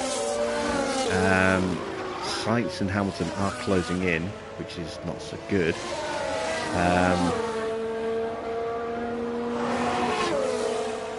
Norris another 9 seconds back on top of that. There's the Ferrari sights. We're looking at points. Push hard, push hard. We're looking at points for Porsche, but nothing spectacular, I think. But Gasly's definitely on for the win.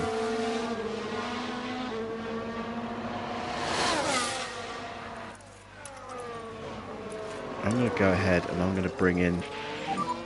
Come on, buddy, keep pushing. Teo this lap.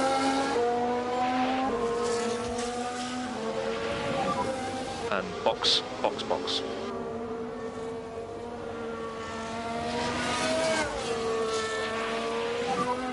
No lift and coast required.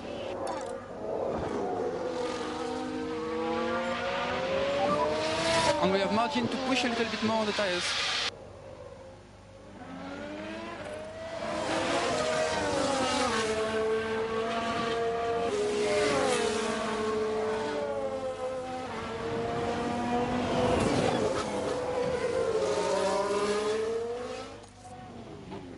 And we're going to go for a fast lap here.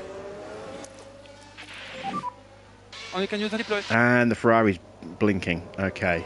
This was going to be my push lap. And then box in a lap or two.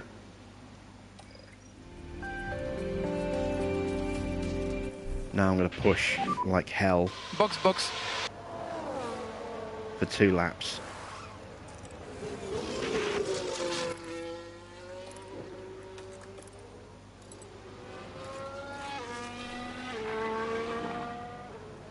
Alonso has pitted this lap as well.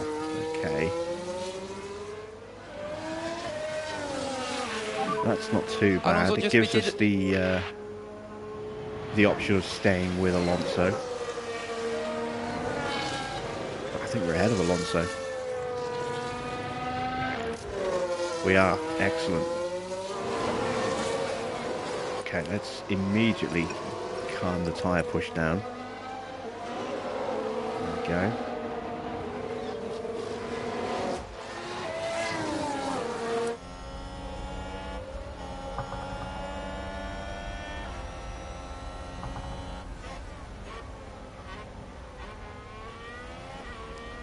I'm going to complete this lap because I want to have a real push at improving on the fastest lap. We did a 120.1 as the best so far.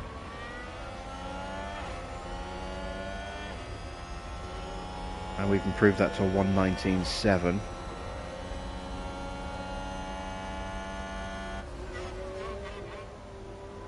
Okay, Leclerc is... What is Leclerc doing lap time wise? Let's have a look. He did a 1:22. That was the lap he pitted. He's just at a 1:39.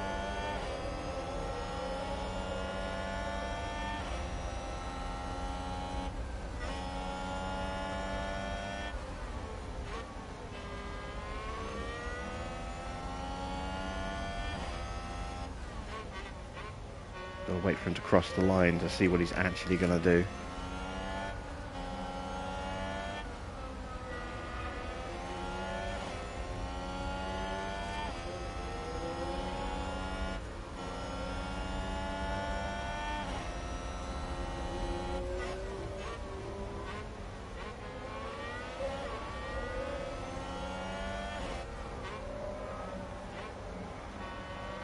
Alright, here we go. Pit stop time. Yeah, in the box. Okay, copy that.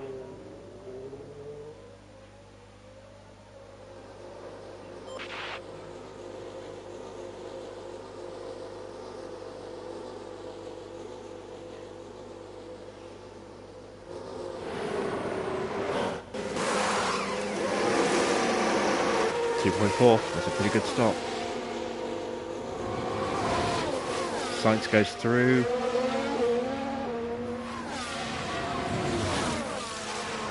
Hamilton goes through, but crucially we stayed ahead of Leclerc, which is what we wanted.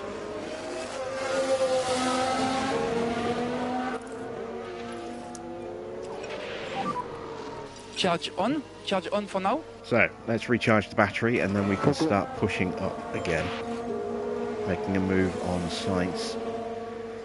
We've got fresher tyres now.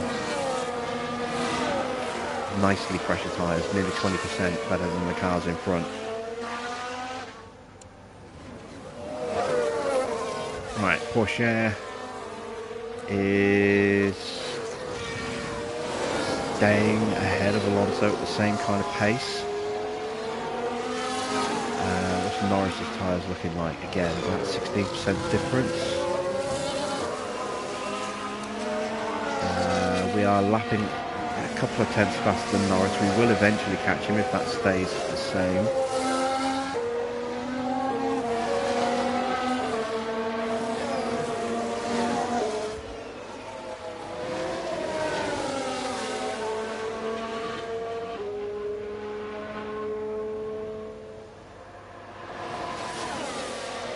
And there we go.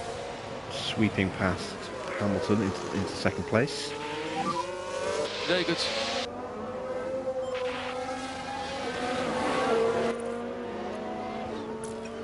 And a new position, just gained by Williams. Okay. Let's see if we can break Let's away. lift off, please. Copy. Just burning off this extra fuel.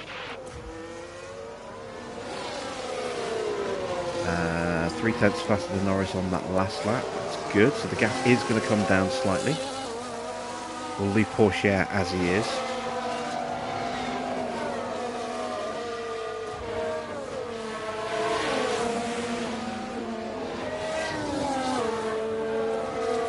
And there we go, we've just about broken Hamilton.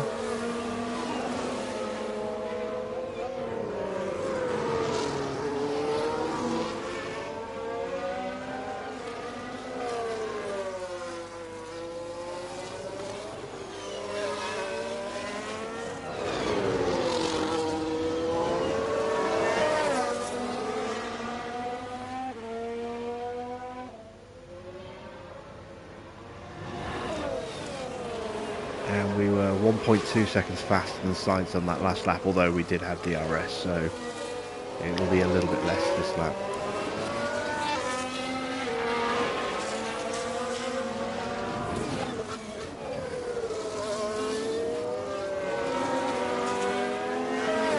Oh, we've got a spin. It's one of the Haas. Is it Magnussen? He's crashed as well. whoever it was. crashed out. It was Magnussen. Let's see what happened there. Now just Looks like he's focus done a on the hats. Verstappen. And He then has. we see the crash.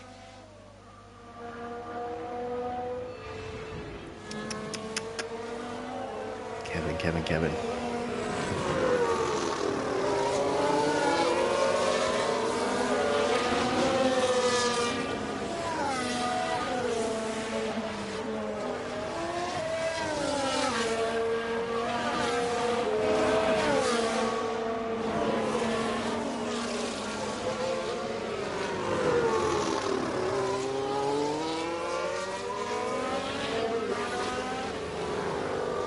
Porsche is actually starting to pull away slightly from Alonso, which is good. He's gained an extra couple of tenths and has gained another half a second or so on Norris.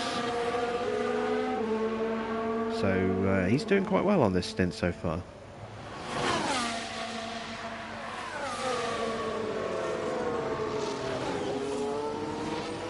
Leclerc now pushing through against Hamilton.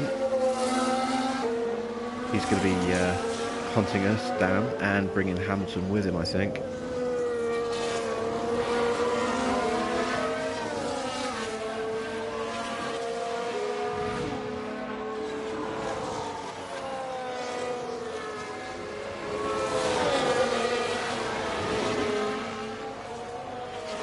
So that's pit stop for Magnussen to replace his broken front wing.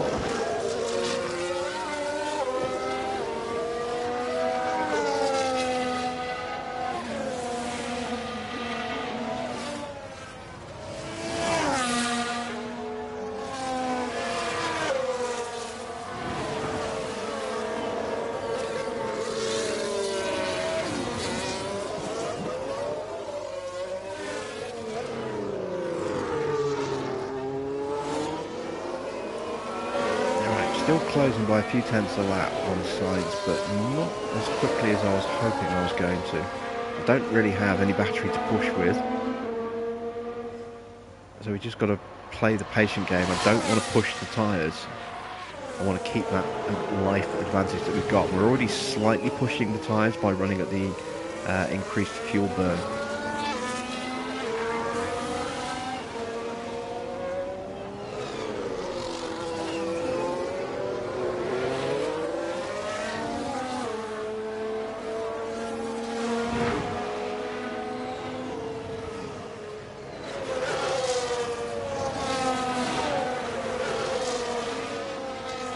Just hope that we don't get caught by Leclerc and Hamilton.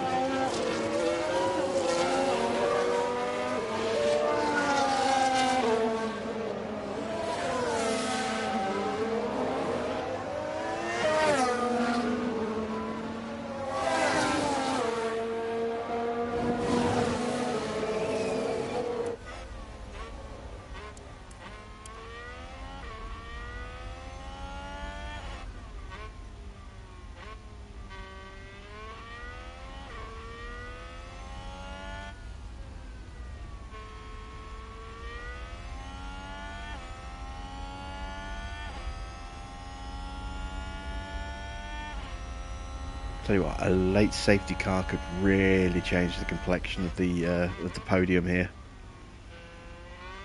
If we get a safety car with about 10 laps to go, and the AI stays on a one-stop, and we bring both our guys in for softs, that's probably a 1-2 for us. So we'll keep our fingers crossed.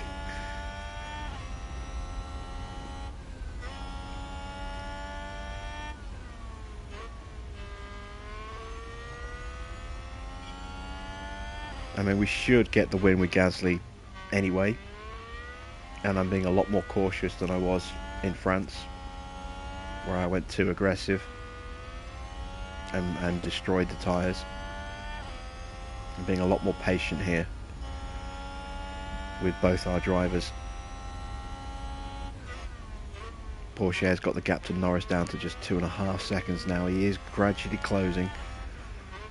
Gap to Alonso's up to 2 seconds.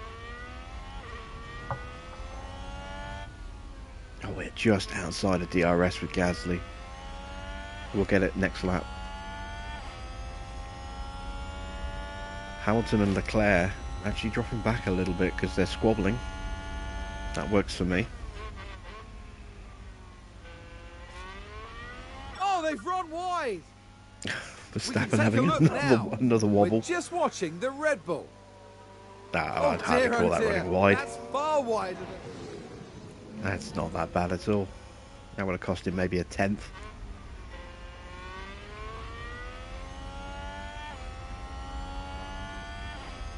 Okay, there we go. We are in range, so we can drop the fuel burn down now.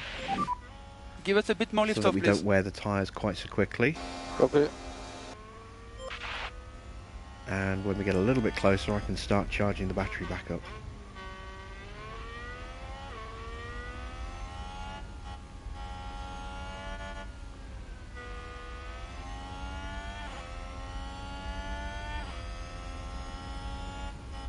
Don't forget your wellies.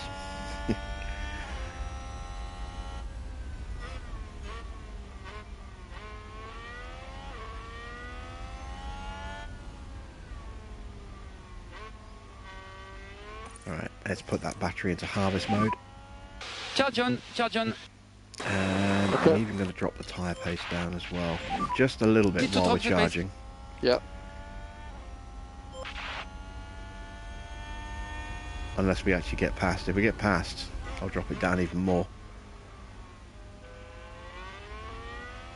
Got the gap to Leclerc up to 4 seconds now. There, we're not getting through. That's okay. We'll just sit behind for a lap. Or two.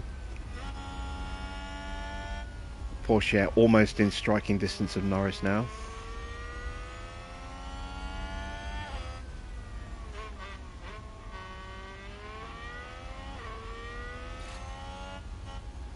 We've got a spin. Who's spun out? It's another Haas. I think it's Tsunoda this time. It is. UK is off. Copy. And it's the same corner. Let's have a look. Now just focus on the Haas. That crash is That's a terrible popular news for the move. team. That's 3 drivers doing the exact same spin there.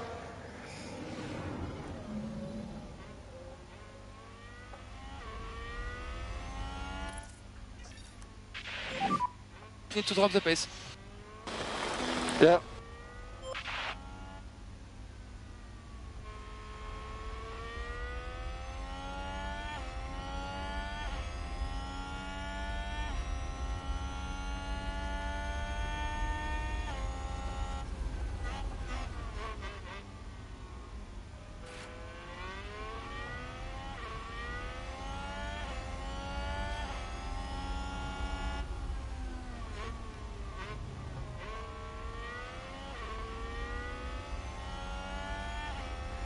No, another lap for Porsche and he'll be on the back of Norris. But Norris has dropped off from Perez quite a lot, so I think 6th place might be the best we can do with Teo, unless we get that late safety.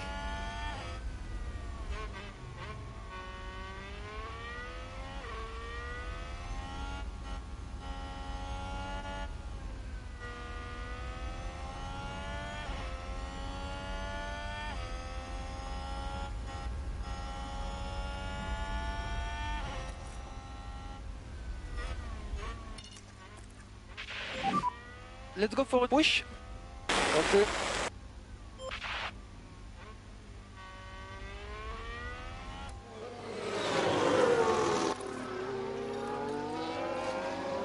Alright, one more lap of sitting behind. We've got another yellow flag. This is an Alpha that's gone off this time. Sorry, an Aston. It was Mick. I think there's been a lock-up. Let's take a closer And that's look. turn 2, not Right, turn watch 1. this. There's Schumacher. And yes, that's the lock-up.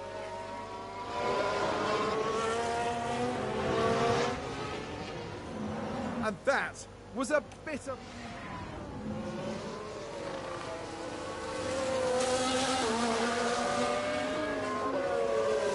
Alright, Teo is on the back of Norris.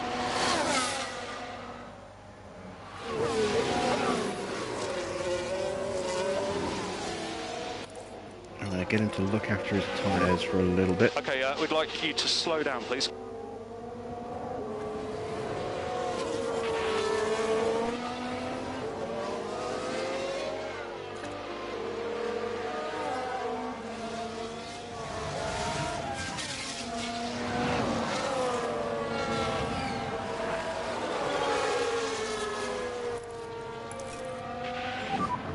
Okay, you can go charge off.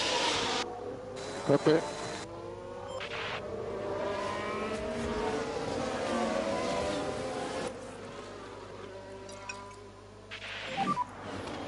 We need to push.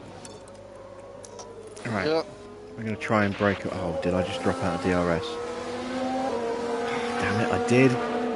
This is the lap I was going to push and... Okay, charge on, charge on. Copy. That's frustrating.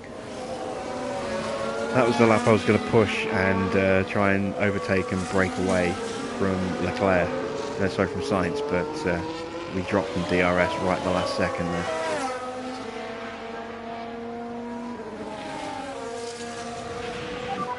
Porsche is through. Keep it up.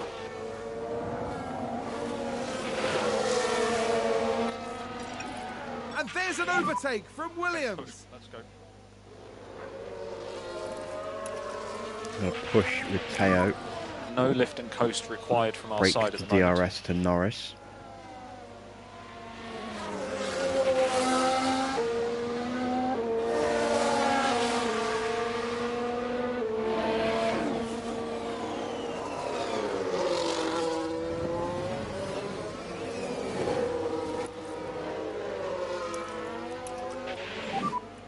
Okay, we need some Right, deploy. here we go.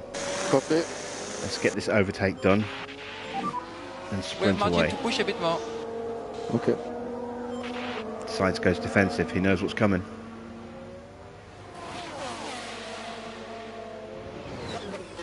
It's not enough. Rocket up the inside.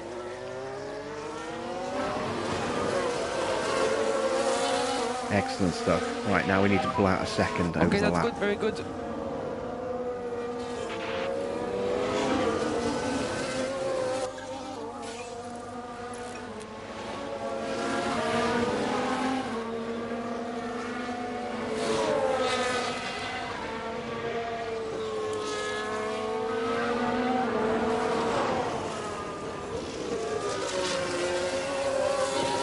Broken, but we're going to keep pushing because we want that fastest lap for Gasly.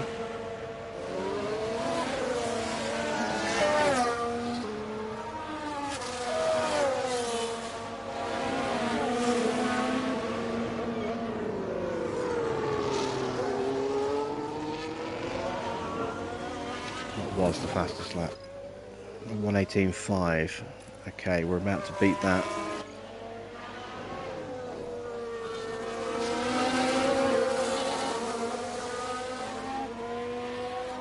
A 1:17.4. That was a very good lap. Okay, yeah.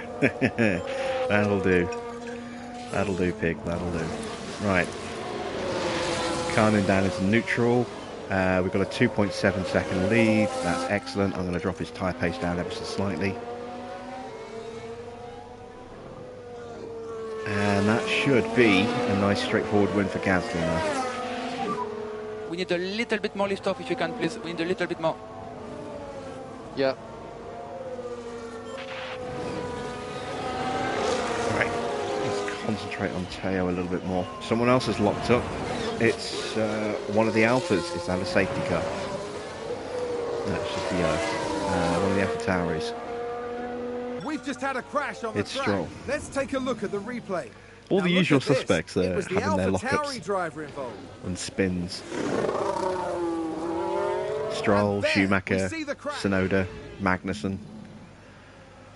Although Magnussen is more to do with the fact that the brakes on the Haas are rubbish. His braking skills are actually pretty good. I think I'm about to lap Verstappen again.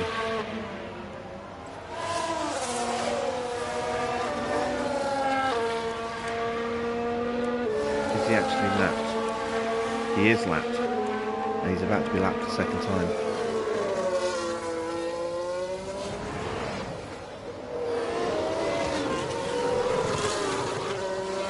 Alonso is past Norris.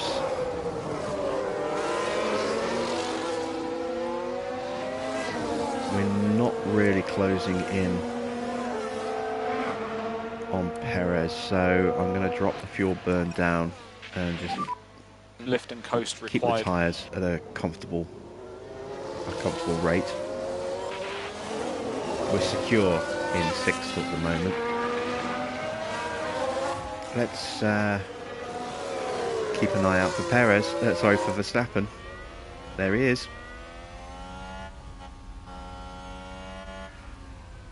They should just retire his car at this point, but they won't. The AI never just retires, you know, through choice.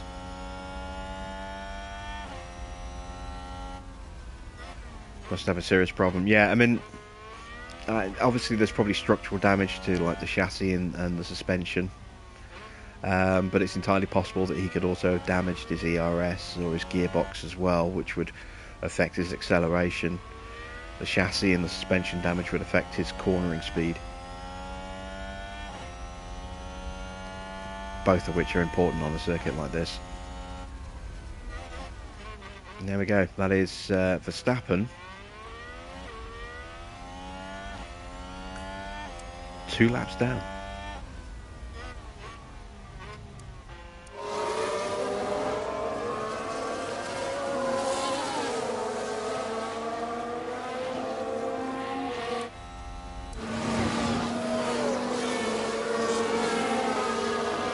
What's especially bad is that he's a lap down to Schumacher in front of him as well.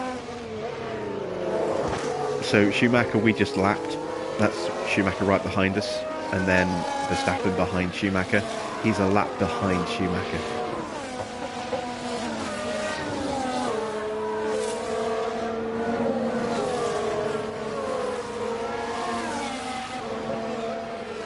That's how bad his race is going so far.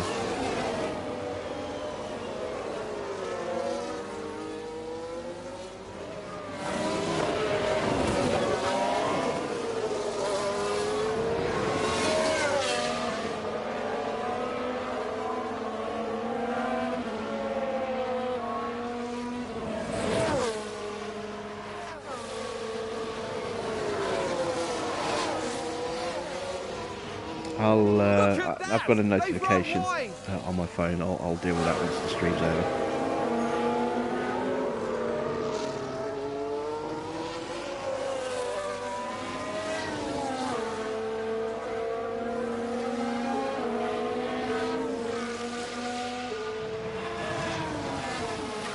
Perez is dragging himself back into contention a little bit. He's chasing down Hamilton. I think he's closing on Hamilton. Yeah, he is lapping faster than Hamilton. We're lapping faster than Hamilton as well. Let's take a look at the tyres. Hamilton's on 60% tyres, that's why. Sainz's tyres are going to start, you know, dropping off as well at the same rate. So, surprised Leclerc hasn't caught him yet.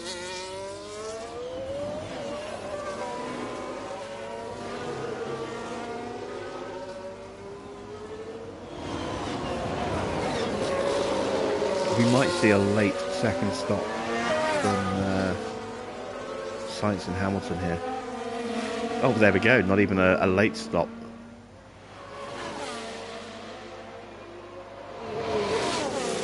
Which means Sainz is probably going to come in soon as well. On the Hamilton has pitted. We're going to come out ahead of Hamilton with Porsche. Norris is pitted again.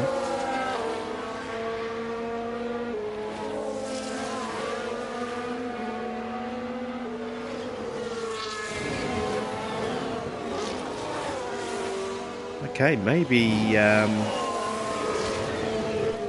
we could. Well, we could stick with just the one stop that we're doing, but maybe we could push Teo really hard and then go on to some softs. See, Hamilton's gone on to mediums. Let's play about with that. Let's see what would happen if we went to softs, because they do burn out quite quickly here. I've got one set of softs. If we're going to pit him, we probably want to pit him around about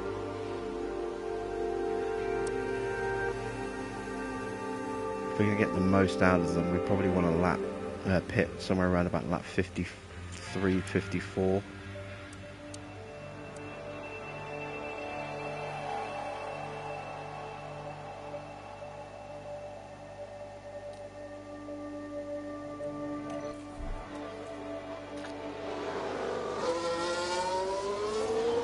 Leclerc I do not think is going to pit again, so we're only going to pit if Leclerc pits again with Gasly.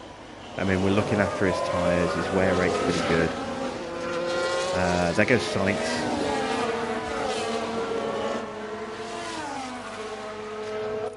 I'm going to up the tyre pace. Let's pick our pace up, let's go. Let's start pushing with Pourchaire, and we're going to switch him onto his 2-stop.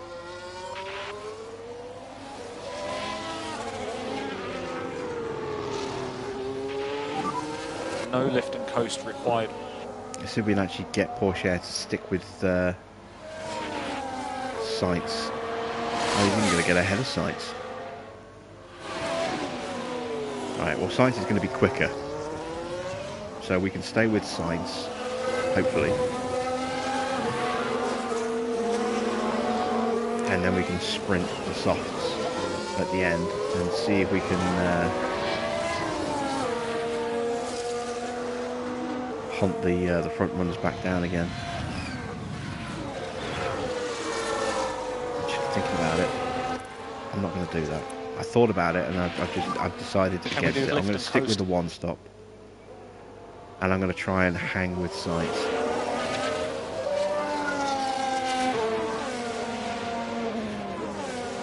Because I'm going to end up taking the fastest lap away from Gasly, and he needs that bonus point more than Pourchaire does.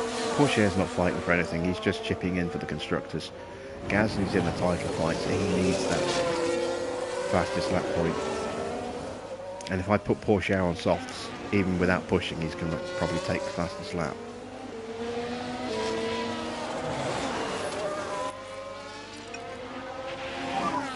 Come on.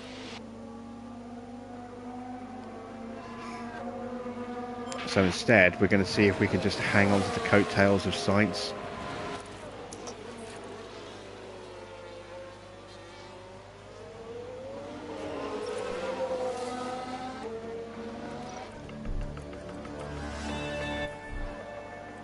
Oh, and Ferrari just gained a place. It's just going to be really tough to stay with him for this first lap or two. Alright, buddy, push, push.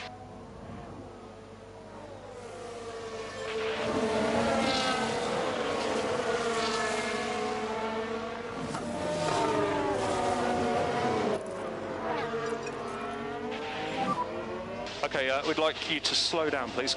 I got Verstappen to a lap here. That might be problematic. Another yellow flag.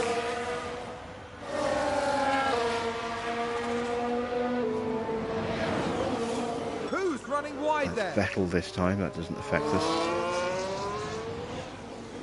Right, where's Verstappen going to pull over? Here. Ah, you bastard. Okay, well, we'll get DRS and Sainz won't, so that's okay. That could have gone better, but it's not horrible. We've got a double DRS zone to close that gap back up.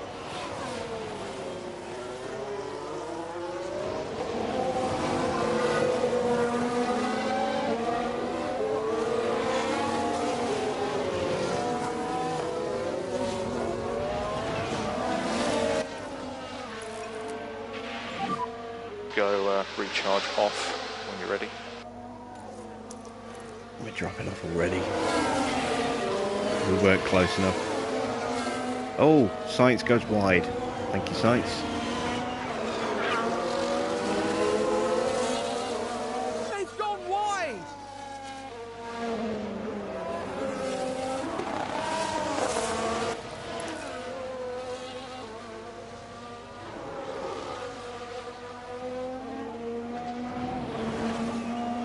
Claire is starting to close in. I wonder if he's gearing up for a pit stop himself.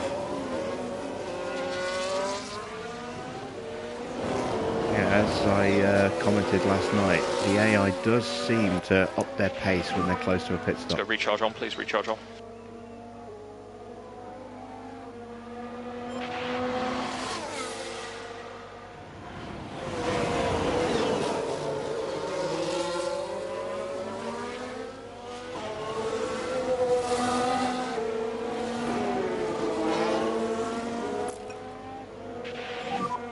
Recharge off.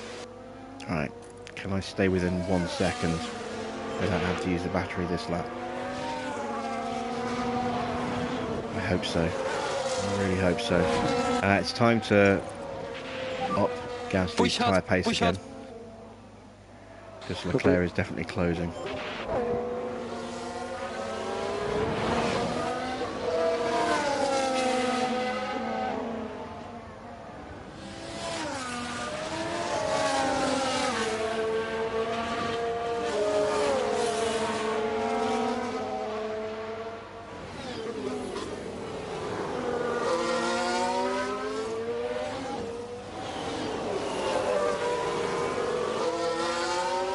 Okay, we are able to stay. That's good. So the next step So recharge on. is to drop the fuel pace down, because that does burn the tyres a bit faster.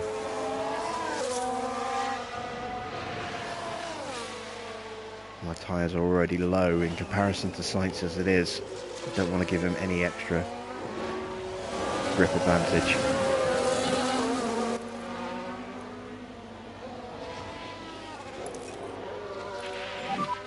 Let's go recharge off. It's going to take a long time to charge the battery up doing this. I'm only really getting the benefit of saving DRS on one corner acceleration, but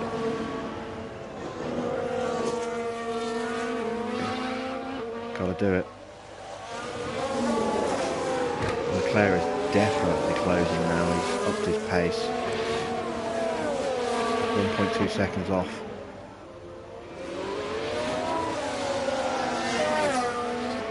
And Porsche is struggling. Stay with Sainz. No lift and coast required from our side at the moment. I can't afford to lose the DRS. I've lost it.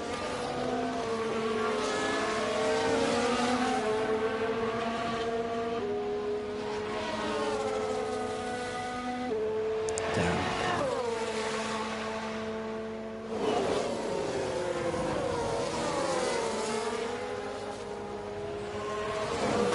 Alright, so we might have to pit Porsche. Don't really want to. That, or I just give up the I'm just going to give up the Ghost. I'm not going to be able to stay with him. He's too Lift too and fast. coast required. If we had Norris in this car, yeah, it'd be no problem at all. He'd be half a second or lap quicker than Porsche in general.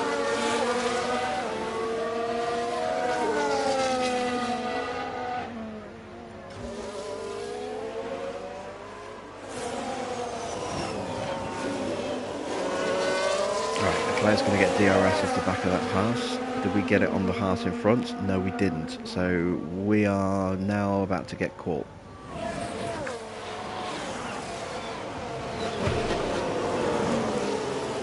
The tyres are slightly better, but not by a huge amount.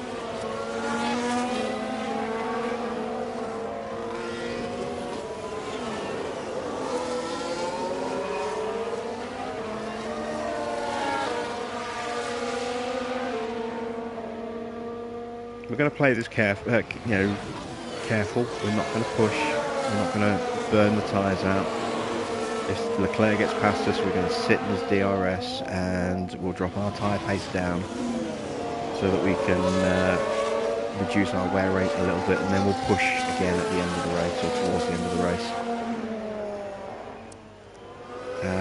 I am worried that Hamilton is going to get Porsche.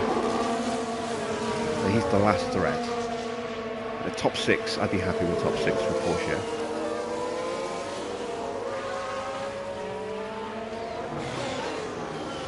And Hamilton's not as quick as Sainz, so we might have better chance of staying behind him. Plus, by the time Hamilton gets close, his tyres will have worn down a bit more as well. It might be easier to stick with him.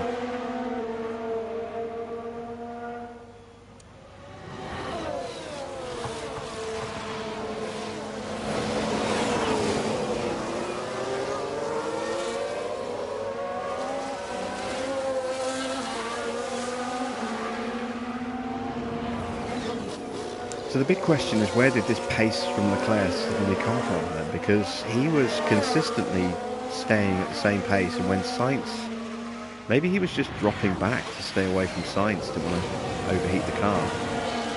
But as soon as Sainz pitted, it just seemed to flip a switch for Leclerc, and he picked his pace up by several tenths of a lap.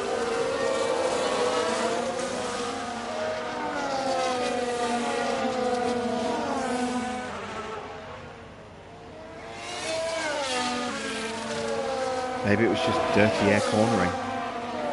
But, I mean, even that seems a bit odd, because the Ferrari we saw is so strong in the cornering at the moment. 1.04 on the rain. Have a look at your forecast. If it's going to get wet again, or it looks like the line might go back up again, might be worth staying on inters rather than pitting the slicks for a couple of laps and then going back onto inters again. But if it's on a straight downward trajectory all the way down to 0, then box and put slicks on.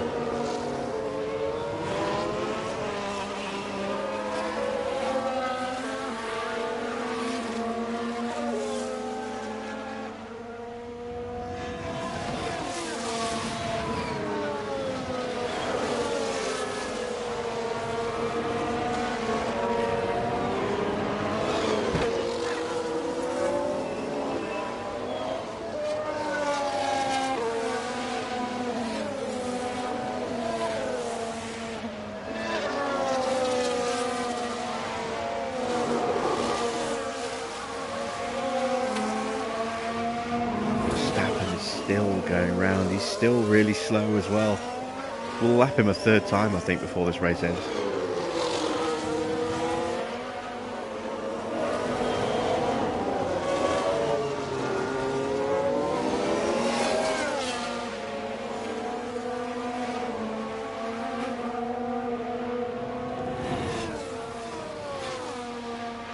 Alright, there goes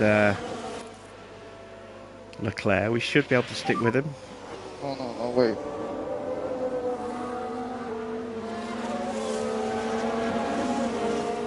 We've got plenty of spare fuel to burn. Race position. Let's burn a little bit of that just to close back Let's up lift off, please. over the lap. Yeah. Porsche is now being passed by Hamilton. No lift and coast Hamilton's required. tyres are still pretty strong compared to us. It's a race position gained for Mercedes. I don't think we'll be able to stay with Hamilton either. Yeah, he's already 1.2 seconds ahead. And I've got no DRS or no battery to push with, so yeah, that's that.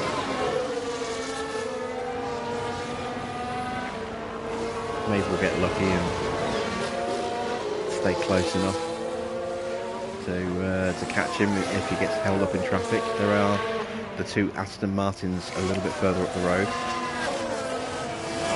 So he might yet get back into his DRS.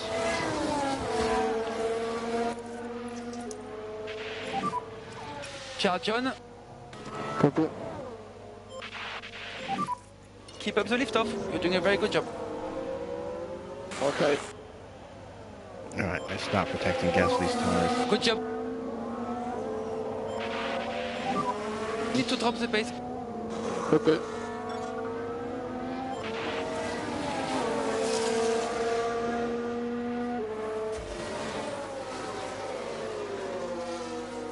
Okay, so Hamilton is right on the back of the Astons. Oh, it's not two Astons, it's an Aston and an Alpha Tauri, I think. It must be Schumacher and Stroll.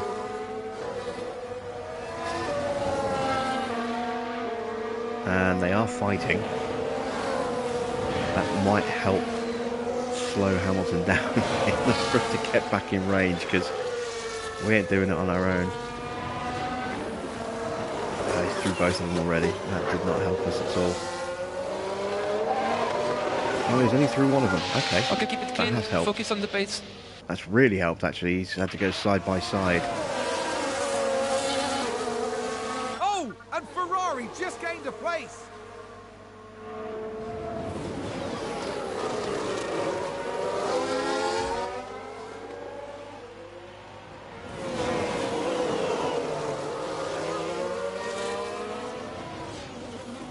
Leclerc got the pass done at the wrong point, which is good, because otherwise he could have sprinted away from us there with DRS. That's fine, we can keep that going like that. Yeah, we weren't able to catch Hamilton. We did get DRS off the car behind, but it's too much of a gap. So we're just basically holding on to 6th place now. So let's stop burning the fuel. Coast? Thank you, Mr. Water. I didn't spot the stop point.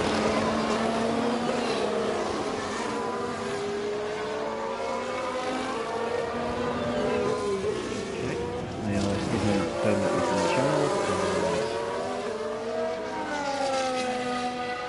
Reported. Oh, we've got a spin.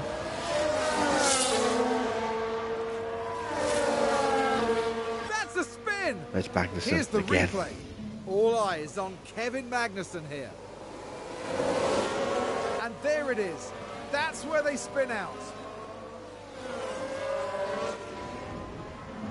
And the team had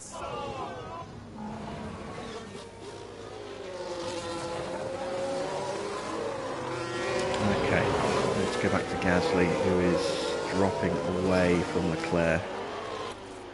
Let's Charge off. pace a little bit. Okay.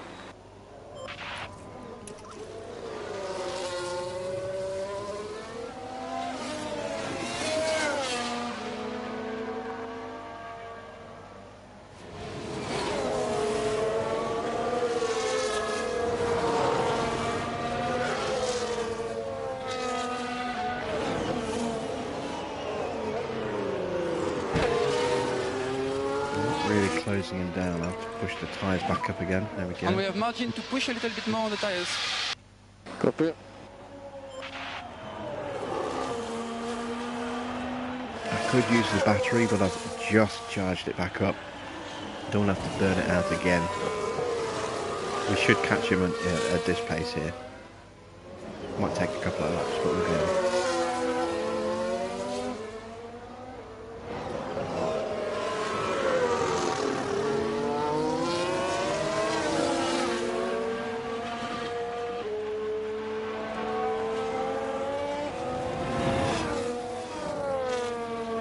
Are we lapping faster than Alonso? Let's see what happens now that we turn the fuel burn off for Porsche.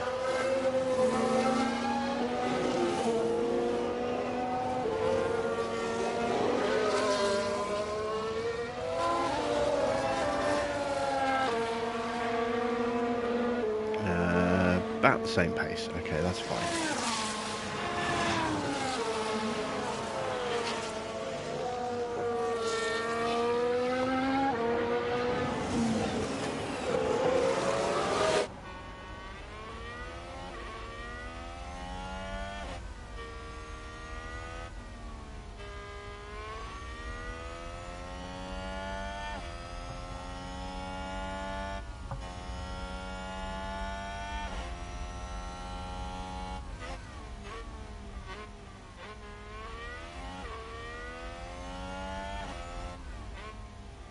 We are coming up on the back of Verstappen for the 3rd time.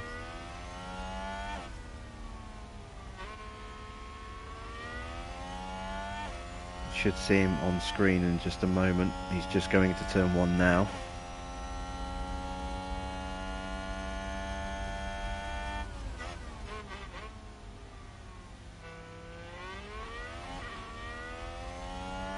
if he holds up inadvertently either me or Leclerc, then he could inadvertently still play a part in the race win. And I've just realised Sainz is now up into third and is only 6 seconds behind. He's storming up with a vengeance here. I don't think he's got enough pace to catch us. Well, not when I start pushing again, but yeah, I've got to keep an eye out on Sainz. Sainz could be a threat for Leclerc here.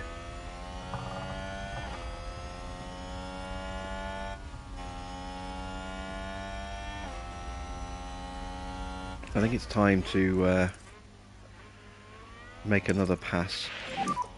Let's go on for a push. Leclerc. Yeah, copy. Try and pull away from him again.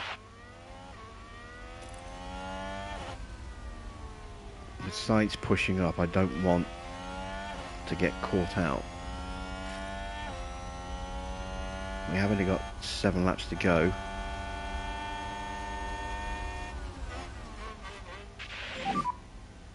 Seven laps to go. Oh, we've had a crash.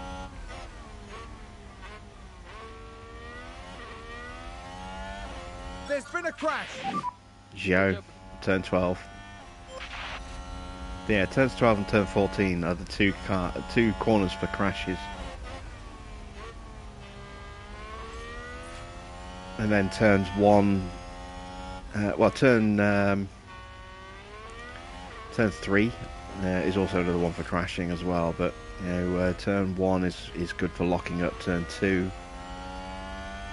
well, sorry, turn 3 is another lock-up corner.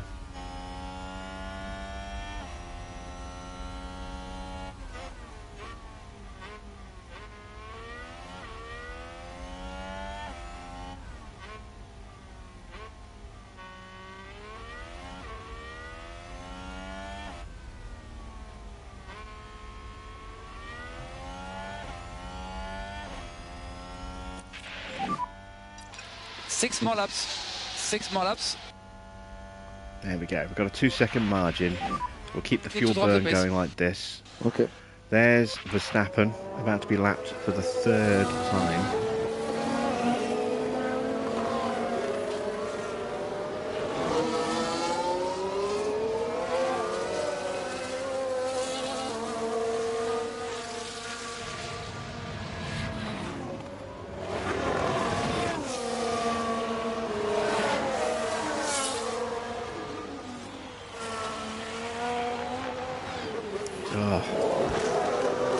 It's got to be the most embarrassing day of Verstappen's racing career, lapped 3 times by a Williams.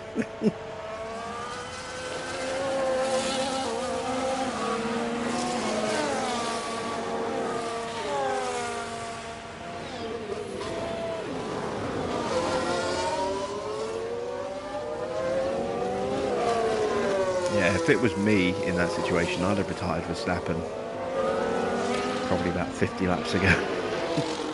Save the car, save the engine, and what's left of his gearbox and ERS. 5 more laps. 5 more laps.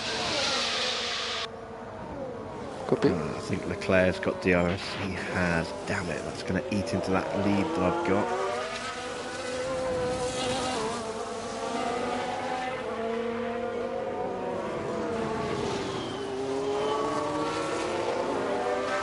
So that nice healthy lead I've got has just gone down by over a second.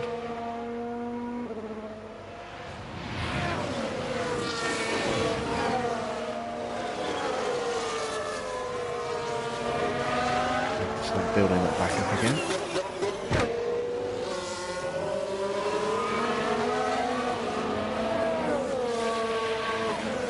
Of course, yeah, still 5 seconds ahead of Alonso, so he's pretty safe.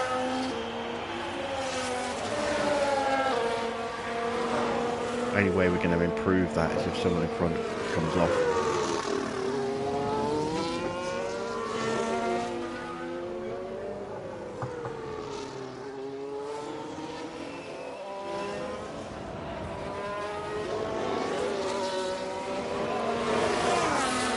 With the the reason I pushed Gasly for that extra lap was 4 more. I wanted to have that little bit of cushion just in case we caught traffic in the last lap or so. So if I did, it looked like I might get held up. You know, I wouldn't lose too badly in terms of time to Leclerc, but now that cushion has gone. And if I do get held up by a car, because it is possible I might catch one of those back guys there if they have especially if they have a wobble, run wide or have a spin, then that could hold me up and drop me straight back into DRS range of Leclerc.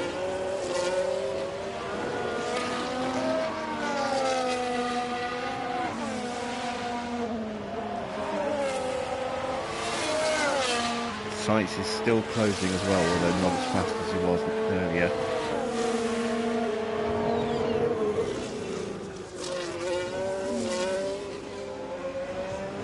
It's going to be a nervous couple of last laps, but we've made the one-stop work beautifully.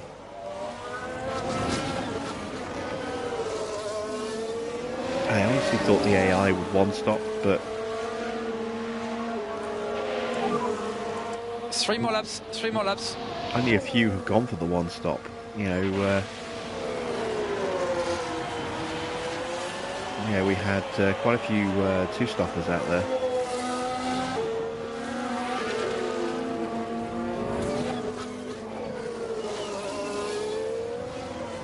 And Hamilton's pace, I mean, you know, shows, and Sainz as well, shows that we could have made the two-stop work with Porsche if we'd gone for it.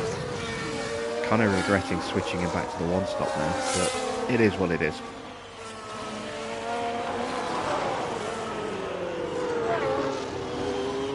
He's still going to get decent points.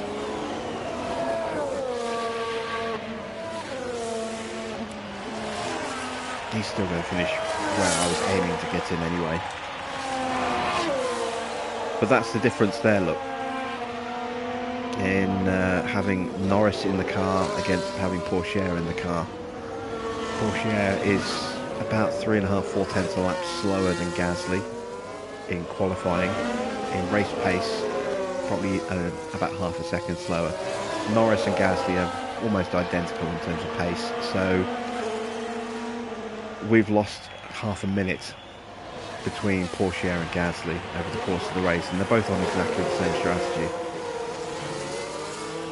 There have been mitigating circumstances to account for some of that gap, but this is the problem with having a young, inexperienced driver as the second driver. When you're trying to score big points, you've only got one driver you can really rely on. This is the kind of problem that Red Bull have had up until recently, where they've only had one really strong driver and no consistent backup in points for Max.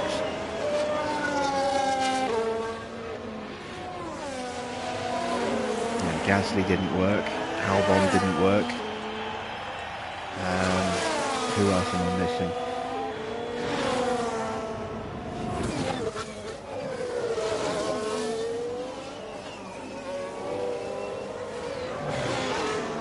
Am I missing anyone?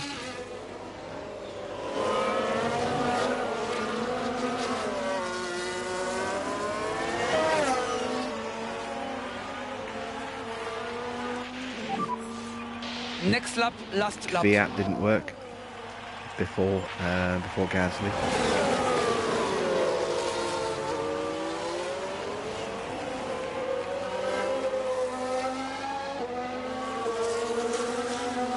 Alright, final lap.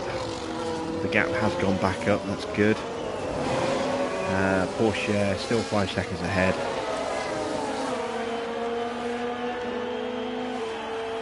Nothing to do now but just keep our fingers crossed and hope nothing horrific happens between now and the checkered flag. Looking at you, Teo. If I had Norris in the car, I'd be 1-2 probably. Yeah, absolutely. Norris and Gasly are very, very similarly paced. and I'd probably be a lot more comfortable as well because I'd be actively trying to keep them together, so that they could keep, boosting off each other. The way the two Ferraris are running right now, when you've got two similarly matched, cars running nose to tail and they keep overtaking each other in the DRS zones, it helps you stretch away from the cars that are isolated. Oh, and we ran out of fuel. And it's Gasly, I think. first over the line, and today's winner. Yeah, I think we did. I think we ran out of fuel. I wasn't even looking at his fuel there, and we literally ran out of fuel as we crossed the line. Oh, I can't believe I didn't even check that. Wow. I didn't realise I was pushing that close. I was looking at Porsche's fuel gauge and... Okay, that's the checkered flag. God, if I'd run out of fuel before I hit the line, I'd have gone nuts.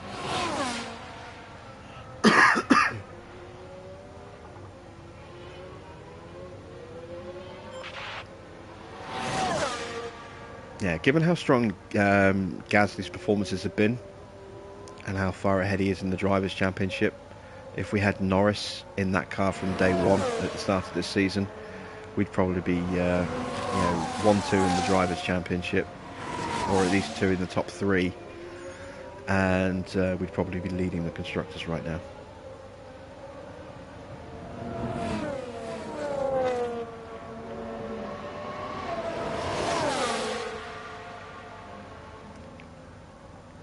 That was so lucky. Yeah, you're telling me. I mean, we barely crossed the line and then boom, come to a complete stop. Well, this weekend, Pierre Gasly flew us to the stars.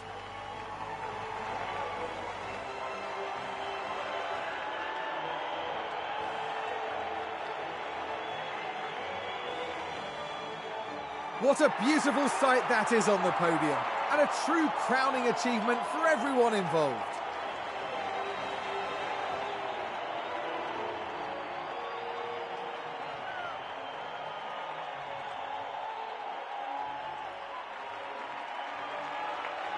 The Frenchman was in sublime form today, fully deserving of his podium finish here.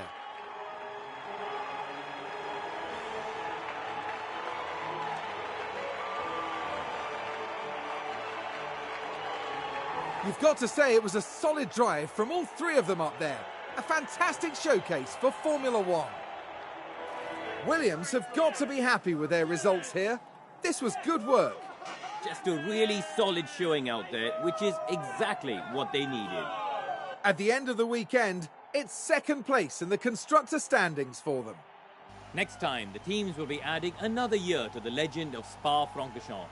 Anything can happen at the Belgian Grand Prix.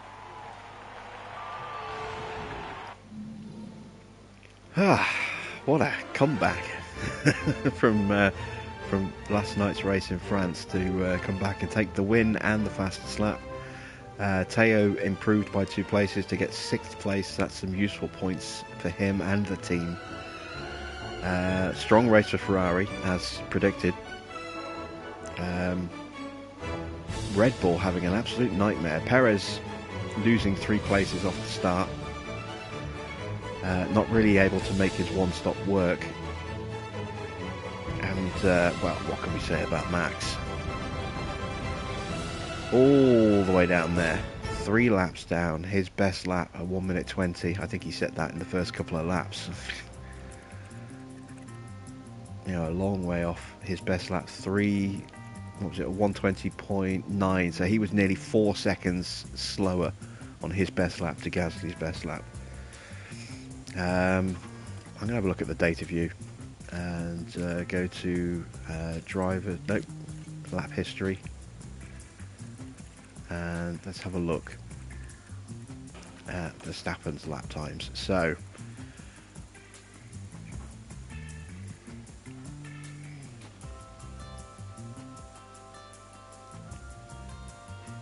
he started doing 125s when he came out of the pits. So let's go from lap 10. He did a 124.8 on lap 10. And that was on hard tyres. So let's see what Gasly was doing on lap 10. I mean, Gasly was on mediums, but even so, a 121, so 3 seconds faster. Those tyres are not worth 3 seconds. What an absolute nightmare for Verstappen. I can't understand why the car didn't... Well, I can understand it. If it was a human player, they would have retired that car a long time ago. But the AI doesn't do that. They don't do voluntary retirements. So, I mean, that's worked out quite well for us because it's taken Red Bull out of the picture a little bit for this race. It's taken Max out of the picture for this race, and it's also put an entire race worth of wear on his car, on his power units components. So that hurts him going into the rest of the season. We look at the standings in the Drivers' Championship. You can see Gasly increases his lead again, back up to 37 points, thanks to the win over Leclerc, who just stretches another 3 points away from Carlos. Max, no movement in 4th place, failing to score. He is a considerable distance off now, 45 points off Sainz, and he is almost 100 points off the lead. He's what, 91 points? 91 points off the top of the Drivers' Championship at the moment. Porsche, 8 points, still being caught by Hamilton, still being outscored by Perez. His 6th place is starting to look a little bit shaky. In the Constructors' Championship, Ferrari, a big haul of points for 2nd and 3rd. We only gained 1 point on them, and that was the fastest lap point. So, despite winning the race and getting a 6th place, you know, that gap stays pretty big. 59 points. Red Bull, though, dropping further back. I think Ferrari are going to win this Constructors' Championship, but we are definitely on for 2nd.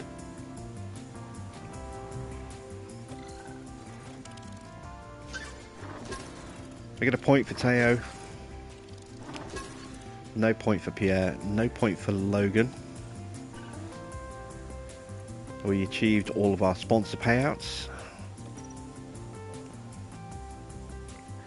Performances. Oh, I didn't set any guarantees. Bugger. I must have forgotten to do that at the start of the weekend. Ah, damn it. So we missed out on another 500,000 or so. But it's time for our mid-season board review. We're at the halfway point going into the summer break. Our target position is to finish 6th. We are currently sitting in 2nd. Our long-term objective is to score points in 11 of the 22 races. We've already scored points in 13. We are crushing that long-term objective. And as a result, we have high confidence from the board and a 1.5 million cash bonus. Very nice. Right, we have 3 weeks until Spa. So we've got time to do a little bit of work here. Let's improve Teo's reactions. When's our upgrades coming through? Hospitality is not going to go through till after Spa, by the look of it.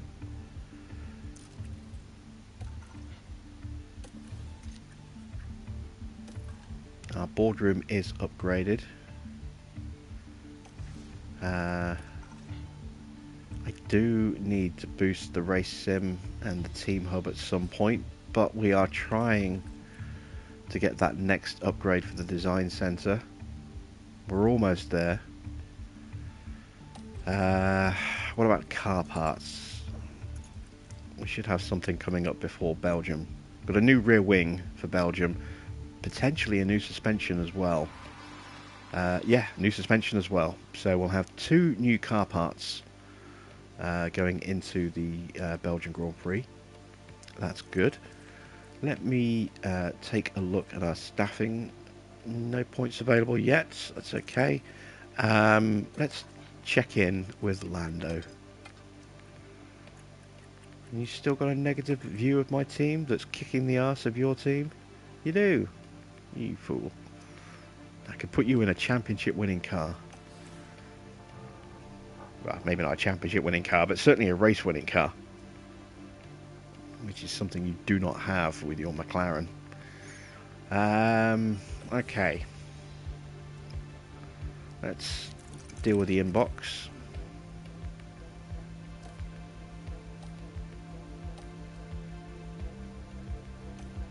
Tour Centre and Team Hub. The Tour Centre, does that give me... That's just income, isn't it?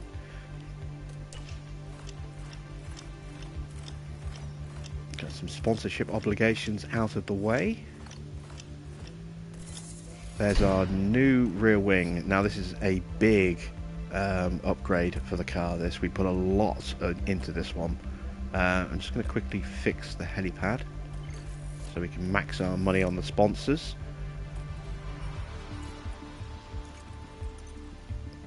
So let's take a look at our brand new wing.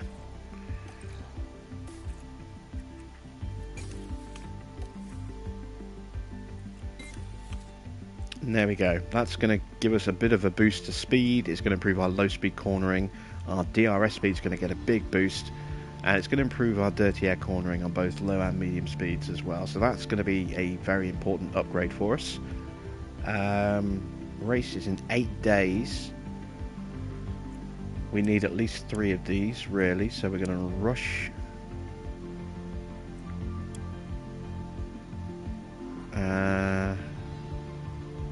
We're going to rush 3 of them, so that we've got 3 before the Grand Prix itself, and then we'll normal manufacture a couple after that. We won't be making another rear wing for the rest of the season.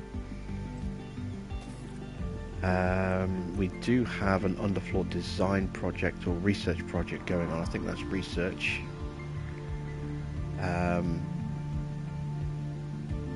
We've got a new suspension coming in a couple of days as well. So let's do some research. We've got technical reg changes to the front and rear wings. We are 11 days away from the next ATR period, so I don't really want to drop a lot of research into a big part like that. So let's look at maybe doing an upgrade to the chassis, or a chassis research project, or maybe let's look at maybe dropping in a quick side pod upgrade. So our engine cooling definitely needs to improve. This will also help with drag reduction. What would optimized cooling do? That would definitely improve our engine cooling significantly. Give us a little bit of speed boost. If I were to increase the drag reduction, that would reduce the effect of the cooling. It might be a decent trade-off.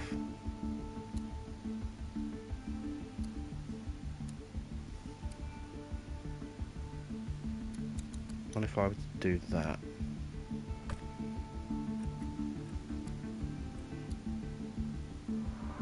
Okay, so that would improve my engine cooling to 12th.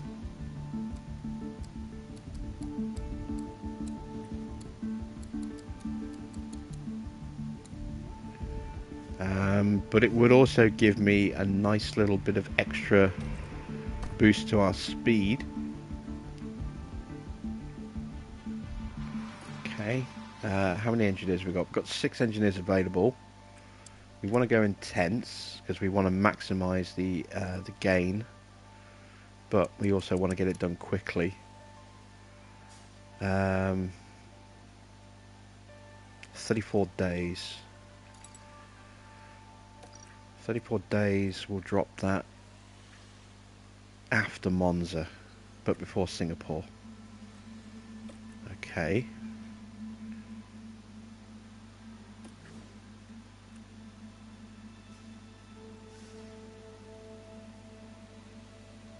What about if I just make that a little bit more simplified? If I go with an optimized cooling just to see what it would do. That would only take a couple of days off.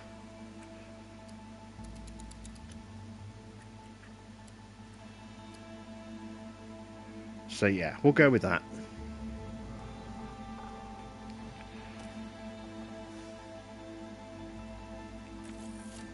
So we've got a new side pods on the way, and when the suspension completes, we'll look at starting some research on a new wing. Oh no, wait, it's 11 days, isn't it? I might go straight into another suspension because our brake cooling is still pretty poor. And then when the rear wing completes, oh no, that's underfloor. Sorry, I'm looking at the rear wing's manufacturing. Yeah,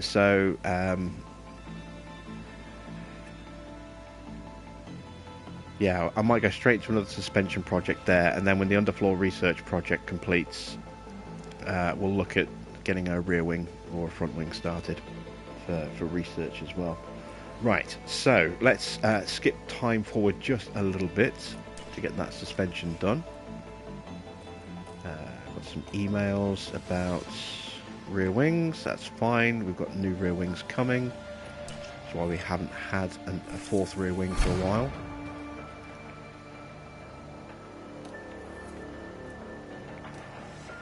Scouts aren't being used, we'll go to that in a minute. Let's deal with the suspension first of all. Even rushing these is not going to get them in, so we're going to have to emergency manufacture 2 of these.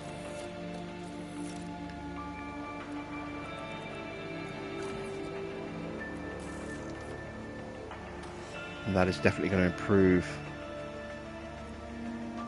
a lot more than I was expecting on the car.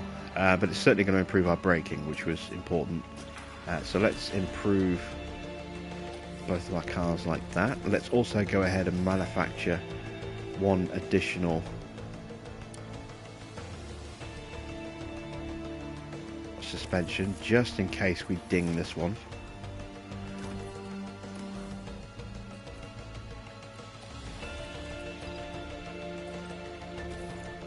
And let's go ahead and look at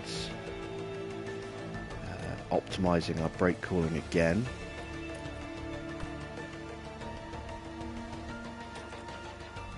It's not going to give us a massive gain.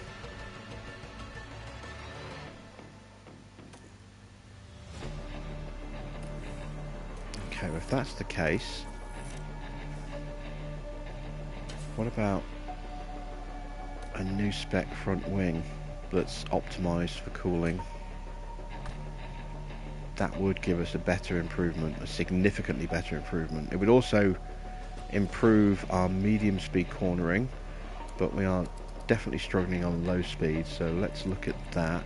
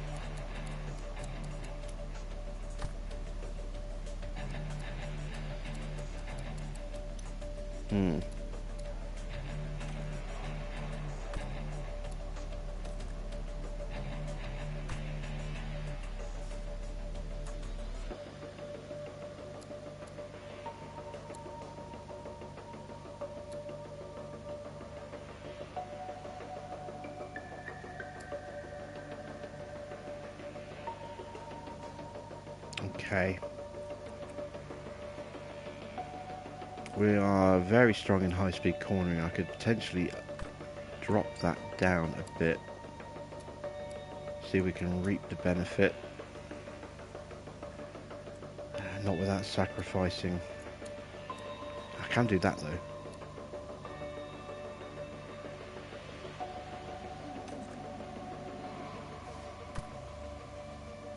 Okay, so how much would this cost me in terms of time and resources if I rush this?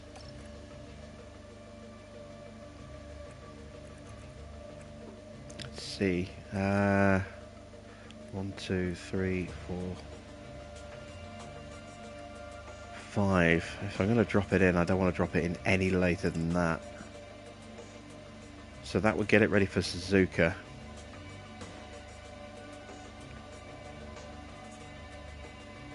That would probably be a very important upgrade for Suzuka, given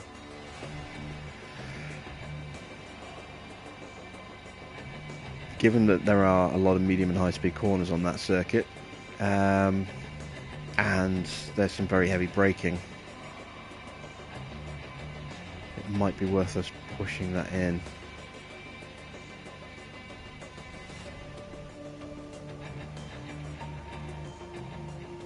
I'm just wary about taking time away from development on next year's car. 46 days is a long time.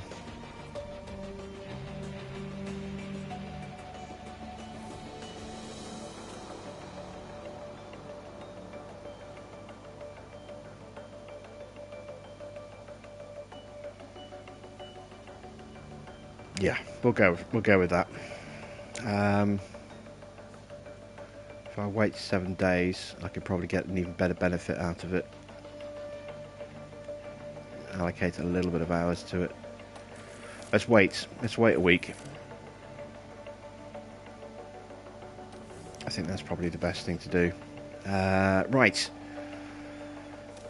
A couple more bits of manufacturing to be done. Our helipad is back to full working gear. That's good, just in time for the next Grand Prix. Got to make sure we actually add in our objectives this time. There's another rear wing done. Let's go to car setup. Let's install on both cars.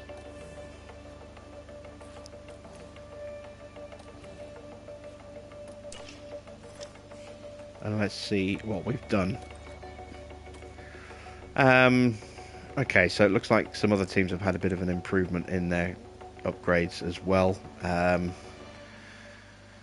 big top speed improvement has been nullified a little bit. We're still very good in medium and high speed cornering, which is important given where we are. This entire circuit is almost entirely high speed cornering. So at least we still have that advantage. That means that we could still be on for a win. With Gasly. It says, you know, the cars are identical, so there's no real difference there. Again, Ferrari are going to be very strong. Perez might be a threat. Verstappen doesn't seem to be at the moment, unless he's going to take a fresh engine here. We shall see.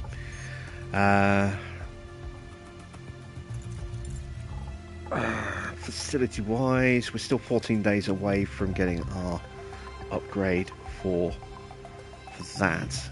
That, I'm hoping, is going to be what tips the balance in attracting Norris to the team. We'll have to wait and see on that. Let's have a look at the calendar once we get through these emails. Yeah, we've lost some speed in DRS. You can see there we're getting more and more red each time we get one of these. We are definitely falling behind in development here. So there's our hospitality upgrade. That'll drop the day before Monza. So we could possibly look to see if we could steal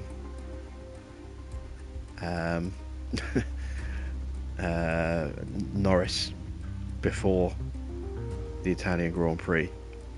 Have to be careful because he has got a buyout clause which will eat away almost all of the money that we've got in terms of the cost of buying out his contract. I think it's about 11 million at the moment, 12 million, something like that for the remainder of his contract. It's not cheap. We have got a new point for Diego Tondi. We're about to do a new front wing.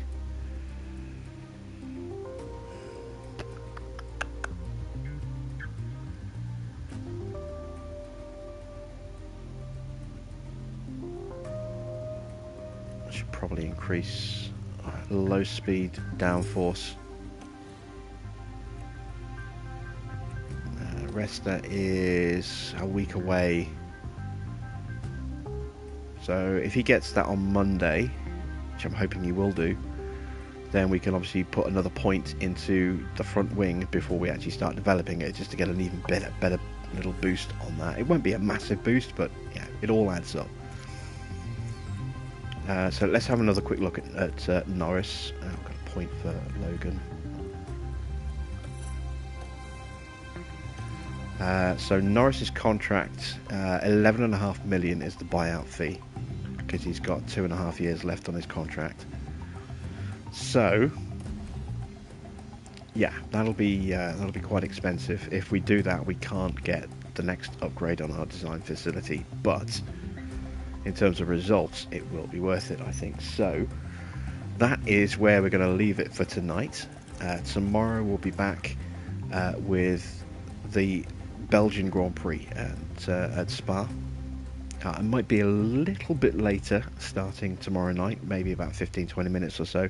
I've got a delivery of my groceries coming tomorrow in the evening, and it depends as to what time they turn up, because I'm in a flexi-saver window. It depends exactly what time they turn up as to whether it's going to have a knock-on effect on me starting a little bit later on the stream or not. But I'll try and start at the usual time at 10:30, maybe delayed a little bit.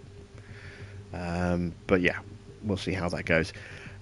So thanks for watching. I hope you've had an enjoyable stream tonight. We've bounced back well from the disappointment of France with another win, which has kept us in good fighting condition, and we can try and continue that run of form with a win at Belgium tomorrow. So until then, thanks for watching. I'm Jim Bob, and I'll see you all again very soon.